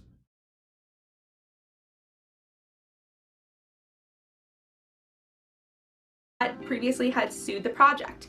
So we will see how that goes. The executive director of the Bucket Brigade had this to say, quote, "Today's announcement is the ultimate David versus Goliath victory." So that's more of the health implications of fracking and cracking sites.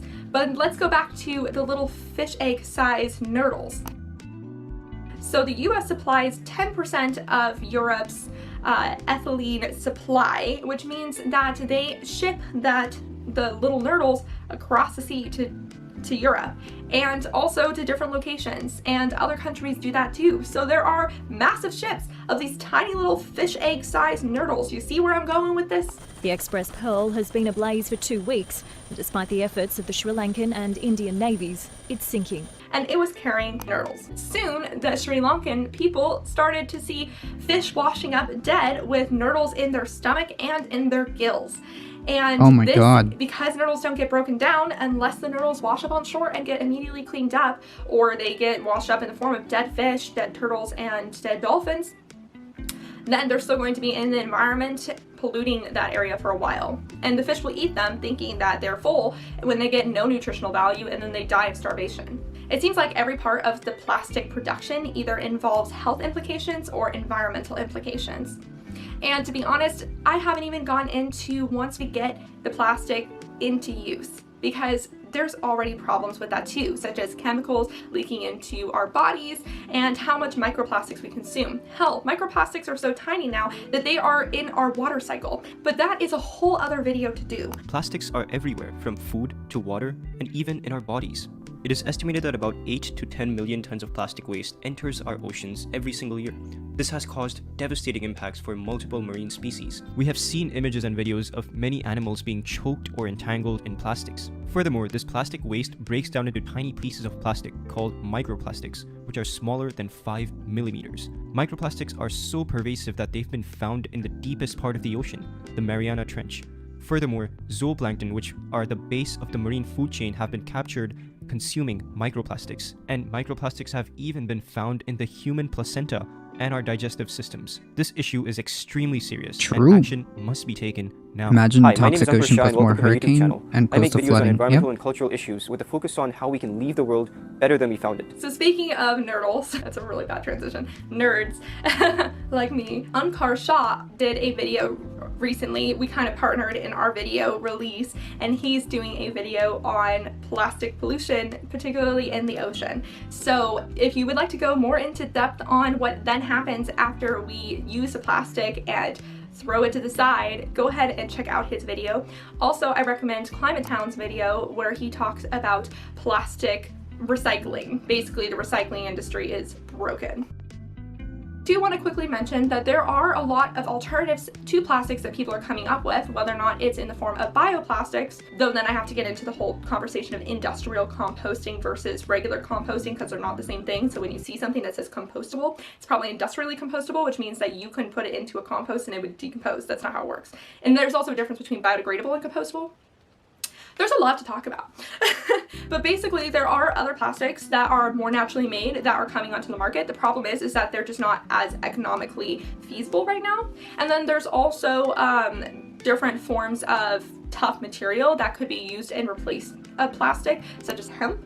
So there are interesting things that are coming online. It's kind of like we have multiple things to look at here. We have where the plastic goes that is used, how to reduce our own plastic input using longer term items, and what are some alternatives for short-term plastic items, because we're not going to completely get rid of using short-term items, especially in places like the medical industry where it just is helpful in the way of sanitary needs. So there's many different elements to talk about in regards to that. My main suggestion though is if you see legislation like the type that's currently coming out of California to ban plastic items or to increase clarity in what is recyclable and what is not, definitely make sure that you vote on that. In your own personal life, find ways to reduce your plastic use. Recycle is no longer the most important term in the 3 R's. Now reduce and reuse, those are the really most important items. Reduce the amount of plastic production that comes your way and reuse as much as you can. Though maybe don't reuse like water bottle, like the, you know, the single-use ones, because as we talked about microplastics in the body. All right, Nightbot, don't chill. Reuse things that weren't really meant to be reused, I guess. Chill, Nightbot, chill. I don't know, it gets a little complicated, but try to reduce the amount of plastic that you can. To some extent, it is honestly kind of a privileged thing to be able to reduce the amount of plastics you use, but in many cases, you know, bringing your own water bottle instead of using a ton of plastic water bottles is a really good start.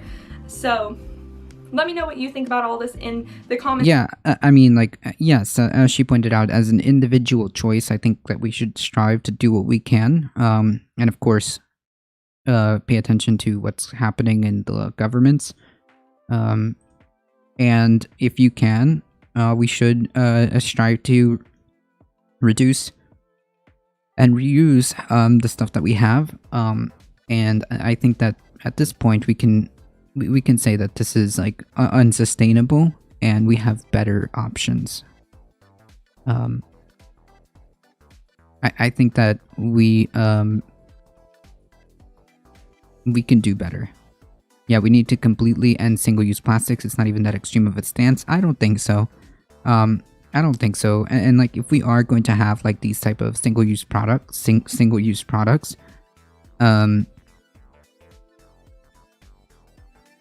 they should be made out of sustainable material. We know that we can make that in a more sustainable method. We know that we can make these things in a more sustainable method. Some single-use stuff is for disabled folks. Yeah. No. I'm saying that we can revamp them and make them out of sustainable methods. You know. That's right. Sonali bags. The biggest thing you can do to reduce plastic pollution is to stop eating fish. True. Hey, look at that. I don't eat fish. I don't like fish. I don't like fish to begin with.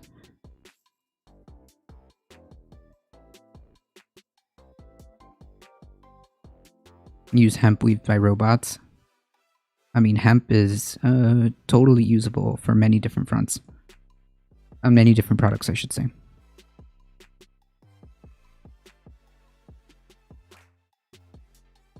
Excellent video.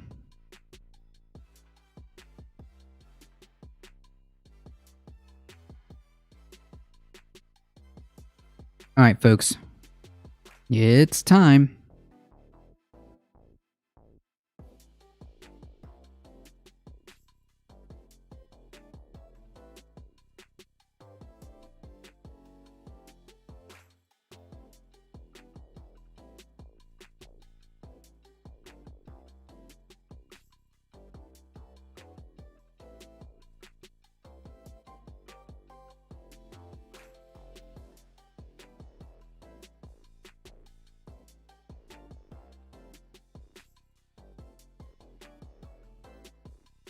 Since AR5, substantial quantitative progress. Oh, so just to be clear, we're continuing our journey through the technical summary of the IPCC report. I posted a link if you want to check it out.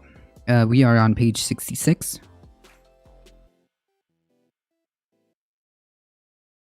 Take care, got a jet. Thank you so much for stopping by.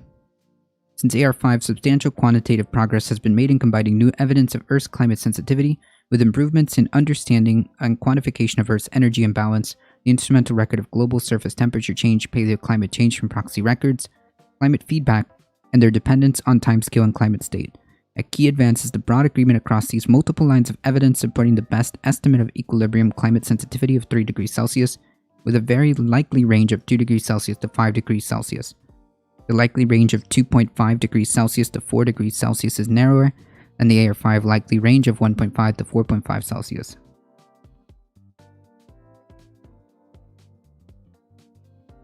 Constraints on ECS and TCR are based on 4 main lines of evidence: feedback process, understanding climate change and variability seen within the instrumental record, paleoclimate evidence, and the so-called emergent constraints, whereby a relationship between the observable quantity and either ECS or TCR established within an ensemble of models is combined with observations to derive the constraint on ECS or TCR.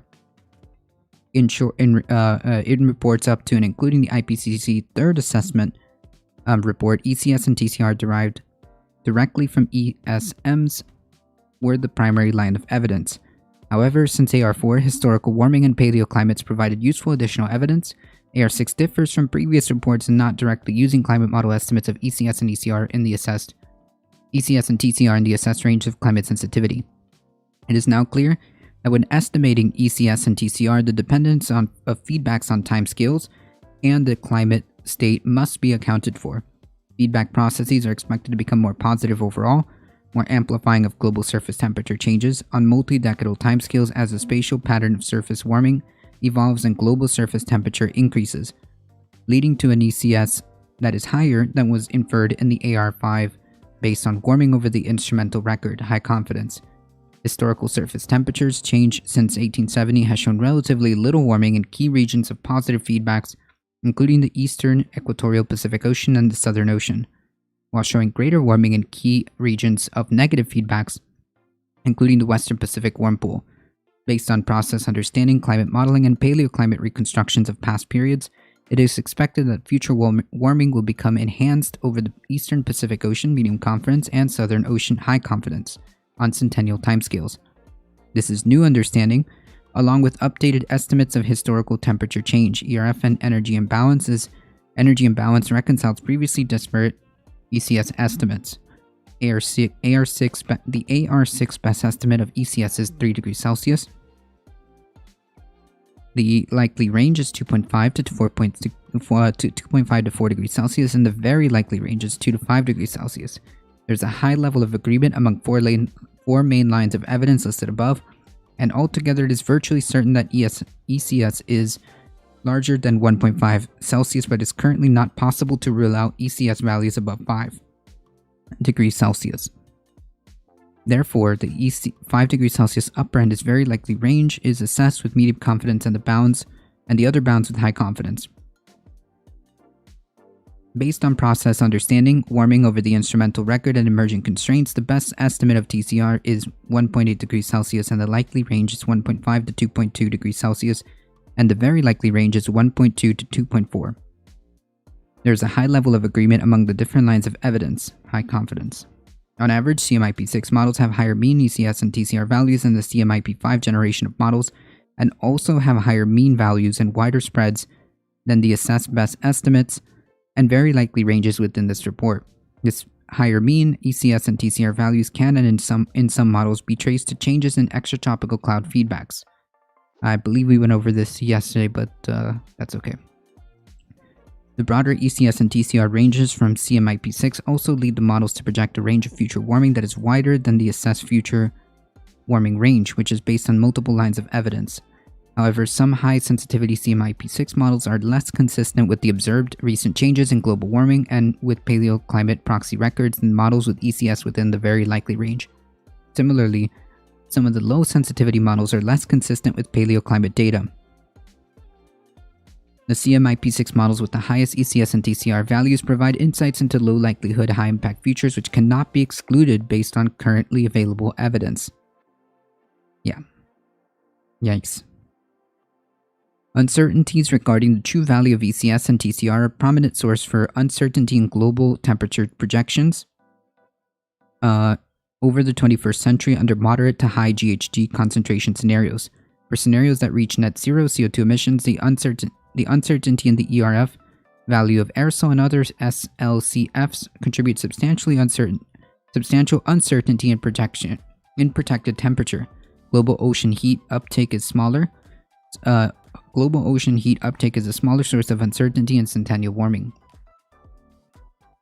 The transient climate response to cumulative CO2 emissions, TCRE, is the ratio between globally average surface temperature increase and cumulative CO2 emissions. This report reaffirms with high confidence the findings of AR5 that is that there is a near linear relationship between cumulative CO2 emissions and increase in global average temperatures caused by CO2 over the course of the century for global warming levels up to at least 2 degrees Celsius relative to 1850 and 1900. The TCRE falls likely in the 1.0 to 2.3 degrees Celsius per 1,000 tons of carbon, with a best estimate of 1.65 degrees Celsius per 1,000 tons of carbon. This range is about 15% narrower than the 0.8 to 2.5 Celsius per 1,000 tons carbon assessment of the AR5 because of a better integration of evidence across chapters, in particular the assessment of TCR.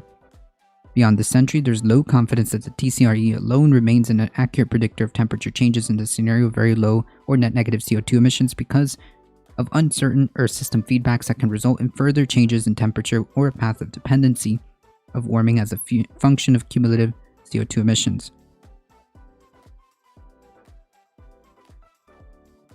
Earth system feedbacks. The combined effects of all climate feedback processes is to amplify the climate response to forcing, virtually certain. While major advances in understanding of cloud processes have increased the level of confidence and decreased the uncertainty range for cloud feedback by about 50% compared to AR5, clouds remain the largest contributor to overall uncertainty in climate feedback.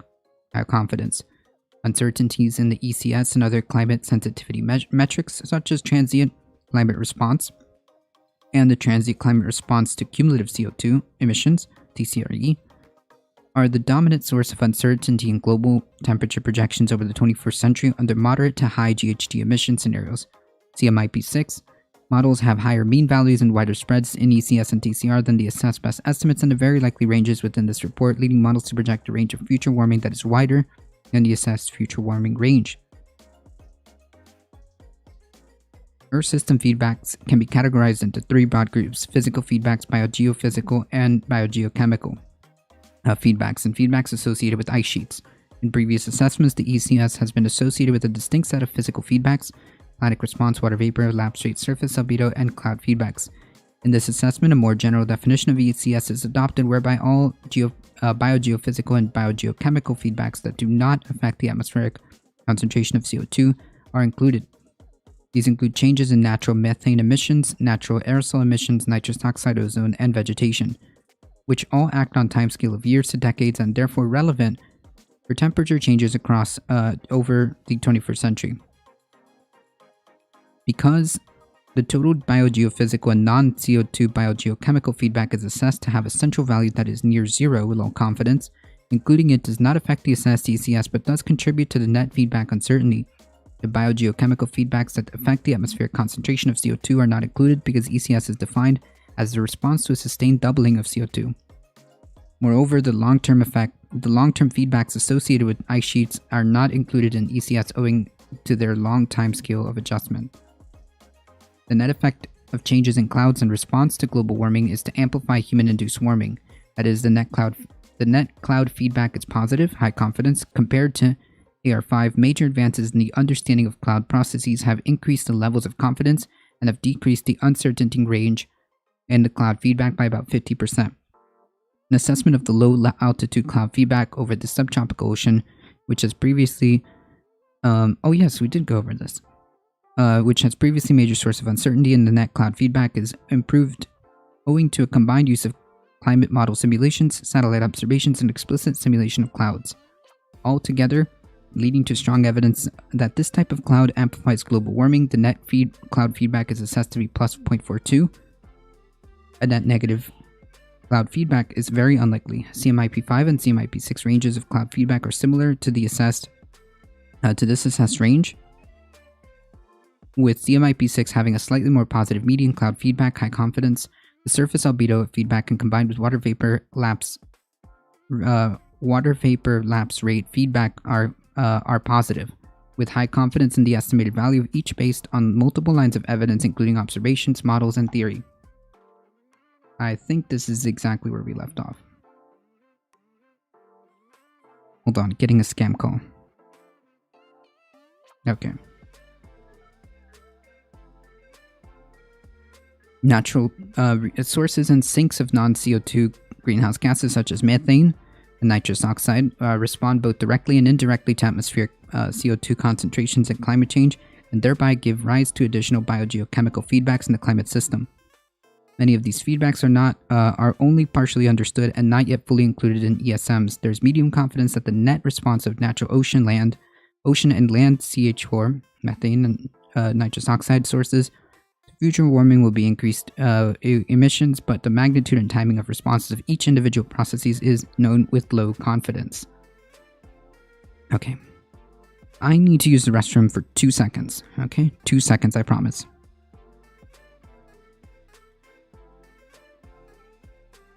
Hold on, folks.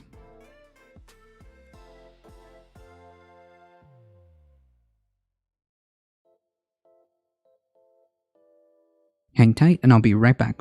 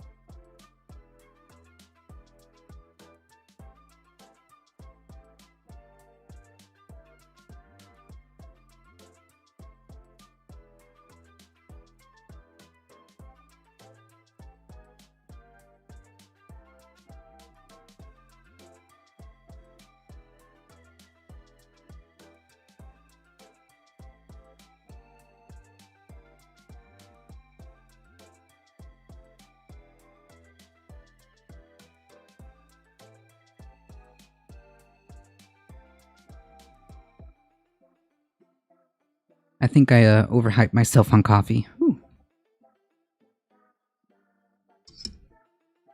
I really needed to pee. 1 Mississippi, 2 Mississippi, and I'm here.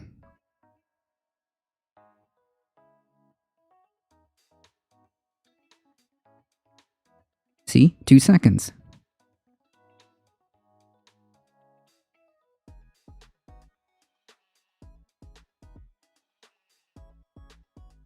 Non-CO2 biogeochemical feedbacks induced from changes in emissions, abundances, or lifetime SLCFs mediated by natural processes or atmospheric chemistry are assessed to decrease ECS. These non-CO2 biogeochemical feedbacks are estimated from ESMs, which since AR5 have advanced to include a consistent representation of biogeochemical cycles and an atmospheric chemistry. However, a process-level understanding of many biogeochemical feedbacks involving SLCFs, particularly natural emissions, is still emerging, resulting in low confidence in the magnitude and sign of the feedbacks. Central estimates of the total biogeophysical and non-CO2 biogeochemical feedback is assessed to be negative 0.01. Insert equation for ERF here. Too much caffeine? Impossible. Yeah. It's a thing. It's a thing.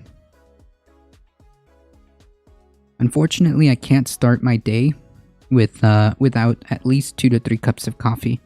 I have been trying to reduce my coffee intake by just by making sure that I mix in much more vanilla soy milk, which by the way, for me, when I drink coffee, I have to have it with specifically vanilla soy milk. For me, it is a game changer. I cannot have it without that. It tastes so good. And what I tried to do to reduce the amount of coffee I'm actually drinking is I tend to add more and more, or at least a good amount, a good section of it as vanilla soy milk, so that I can reduce it. So that I can reduce the amount of actual coffee that I take.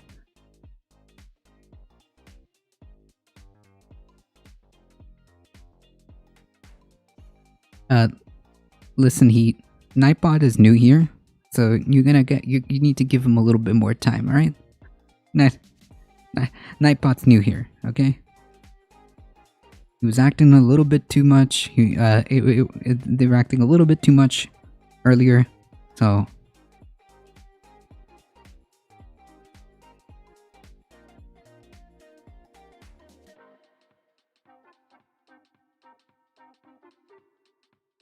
Which is slightly, wait, what's 0.0? Yes, negative 0.01.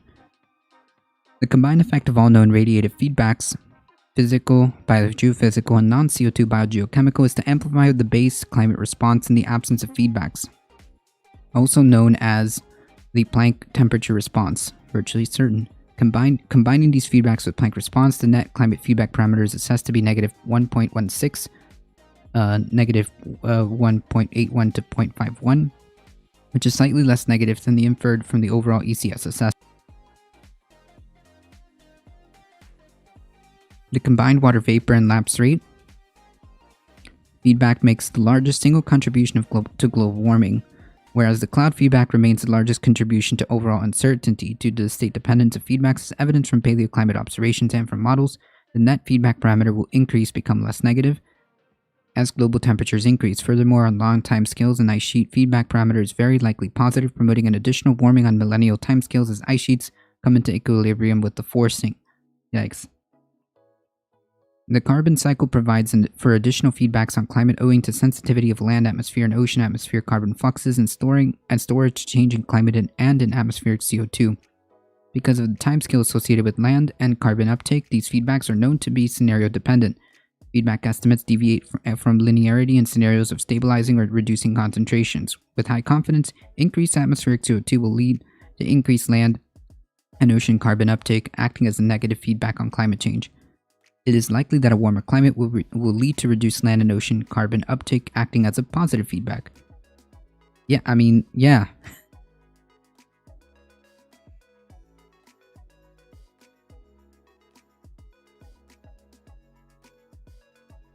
I drink coffee for the caffeine. Anything else is like extra calories to me. Yeah, I mean, I drink coffee for the caffeine, too. But, I'm trying to reduce that.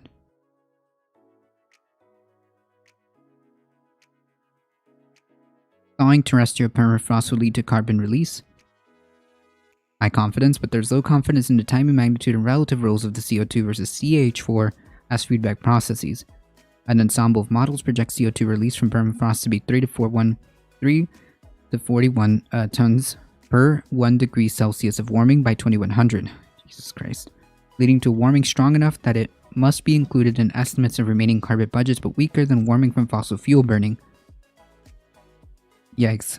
I mean, this is very... So, basically, the TLDR of this is, yeah, we need to stop... We need to stop burning fossil fuels. Weaker than the warming of fossil fuel burning. However, the incomplete representation of important processes, such as an abrupt thaw, combined with weak observational constraints, only allow low confidence in both the magnitude of these estimates and how linearly proportional this feedback is to the amount of global warming.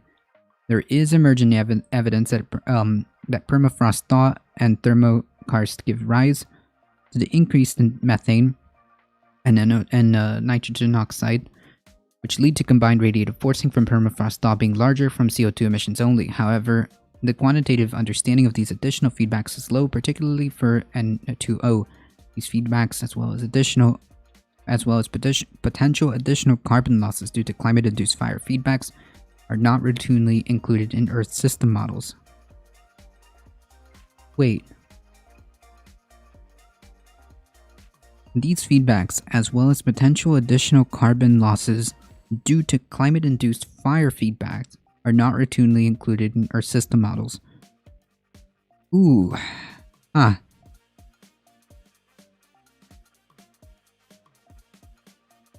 Math plus caffeine plus cannabis sativa, LCD blue screen light emissions, 24-hour big stream. No, I can't do it.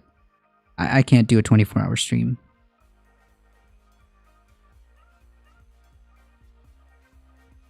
Alright. Remaining carbon budgets and temperature stabilization. The near-linear relationship between cumulative CO2 emissions and maximum global surface temperature increase caused by CO2 implies that stabilizing human-induced global temperature increase at any level requires net anthropogenic CO2 emissions to become 0. This near-linear relationship further implies that mitigation requirements for limiting warming to specific levels can be quantified in terms of a carbon budget. High confidence. Remaining carbon budget estimates have been updated since the Air 5. Oh boy. Oh man, this is about to get... Ooh. We're about to get into some real doomer. I suspect that we're about to get some real doomer vibes here.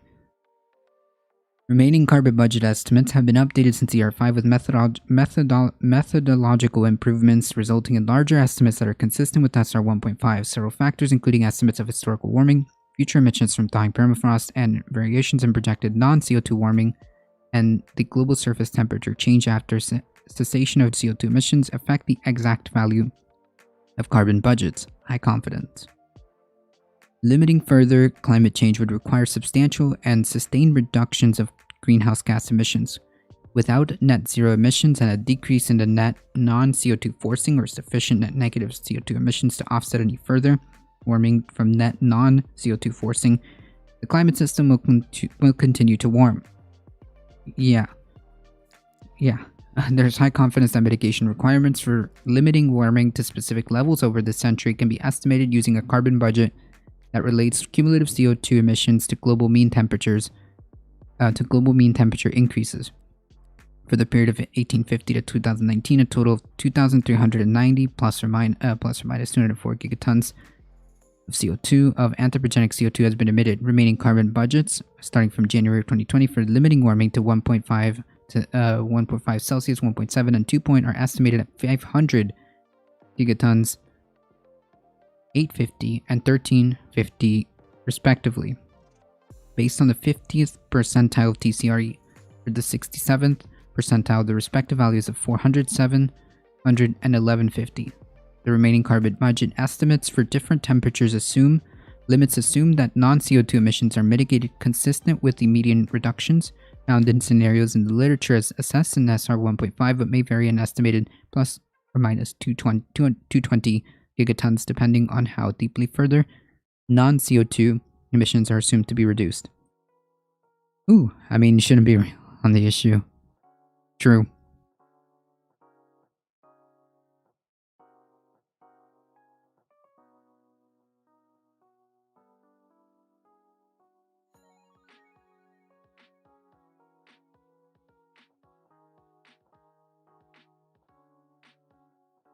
And here is the table that they were talking about.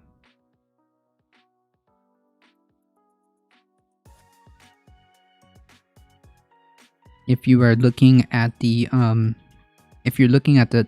technical summary, this table that they were referring to about the remaining updated carbon budgets are located in page 72.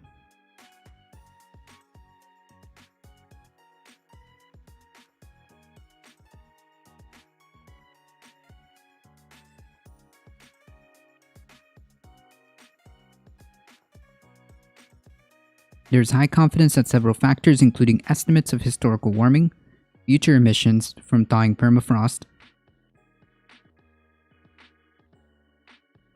I love the usage of term carbon budget since everyone is so obsessed with budgets. Yeah, hey, that's a great point. Yeah, so in case we're also very worried about quote budgets, here's one that could possibly be catastrophic should we not meet to, quote, balance said budget to zero, right? Balance.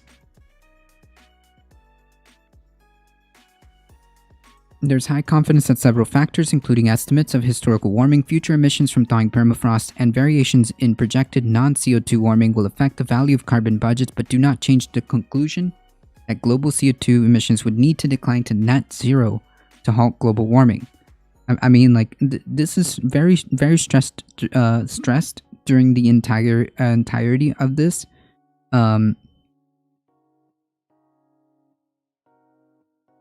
We need to reduce CO2. We need to reduce CO2. This has been said over and over and over and over and over in about like 10 different ways in this in this technical summary.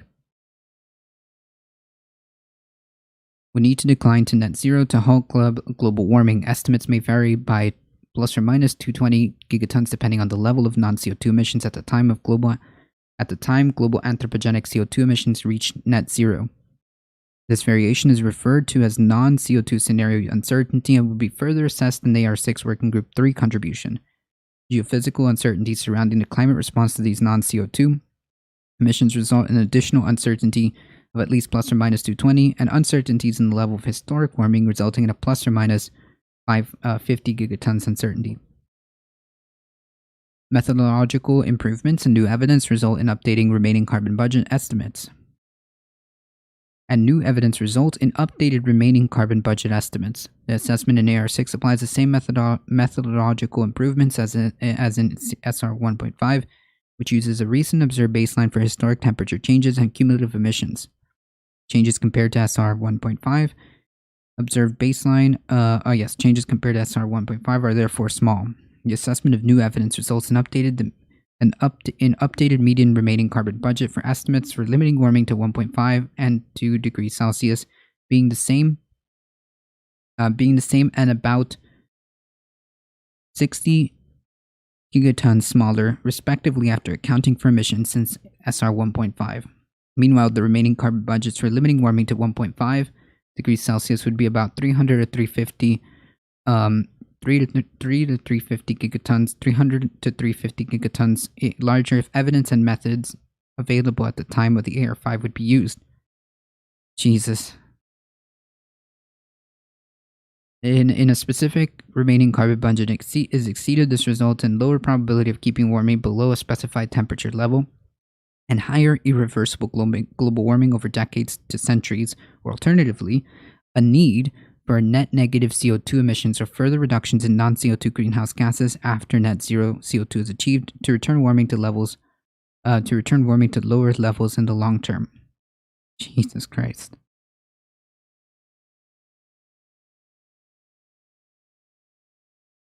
Based on idealized model simulations that explore the climate response once CO2 emissions have been brought to zero, the magnitude of zero CO2 emissions commitments is assessed to be likely smaller than 0.3 degrees Celsius for timescales of about half a century, and cumulative CO2 emissions broadly consistent with global warming of 2 degrees Celsius. However, there's low confidence about its sign-on timescales of about half a century. For lower cumulative CO2 emissions, the range would be smaller, yet with equal uncertainty about the sign. If the ZEC is positive on decadal timescales, additional warming leads to a reduction in the estimates. Additional warming leads to a reduction in the estimates of remaining carbon budgets, and vice versa if it's negative. Permafrost thaw is included in estimates together with other feedbacks that are not often captured by models. Limitations in modeling studies combined with weak observational constraints only allow low confidence in the magnitude of these estimates.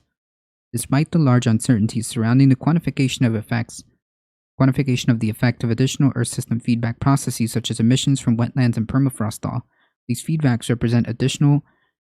represent identified additional risk factors that scale with additional warming and mostly increase the challenge of limiting warming to specific temperature levels. These uncertainties do not change the basic conclusion that global CO2 emissions would need to decline to zero to halt global warming. Again, for like the umpteenth time. Oh man.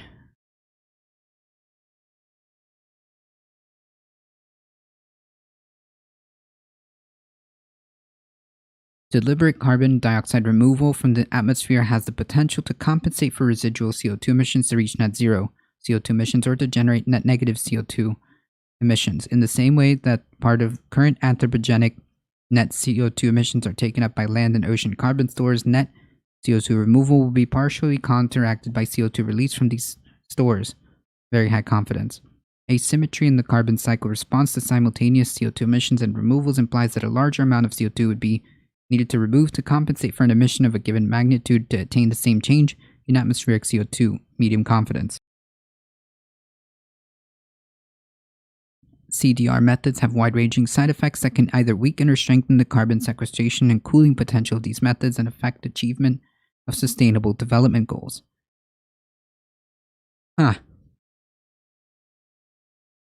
Interesting.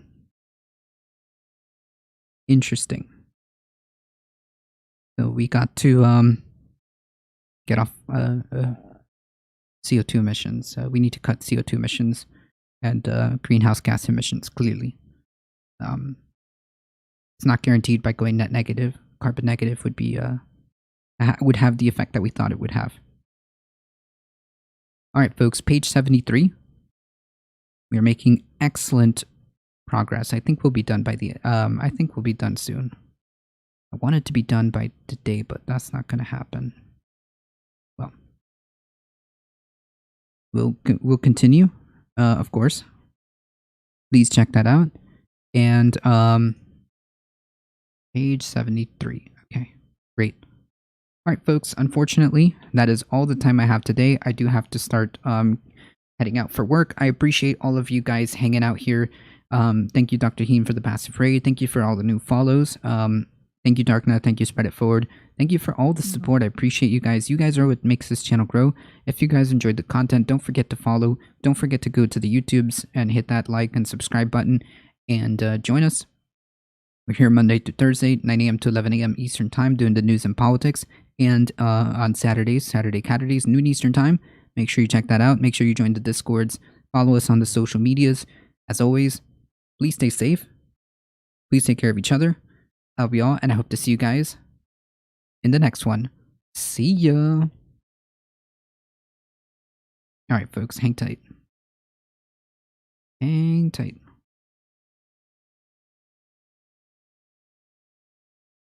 Thanks, buddy. Thank you for hanging out.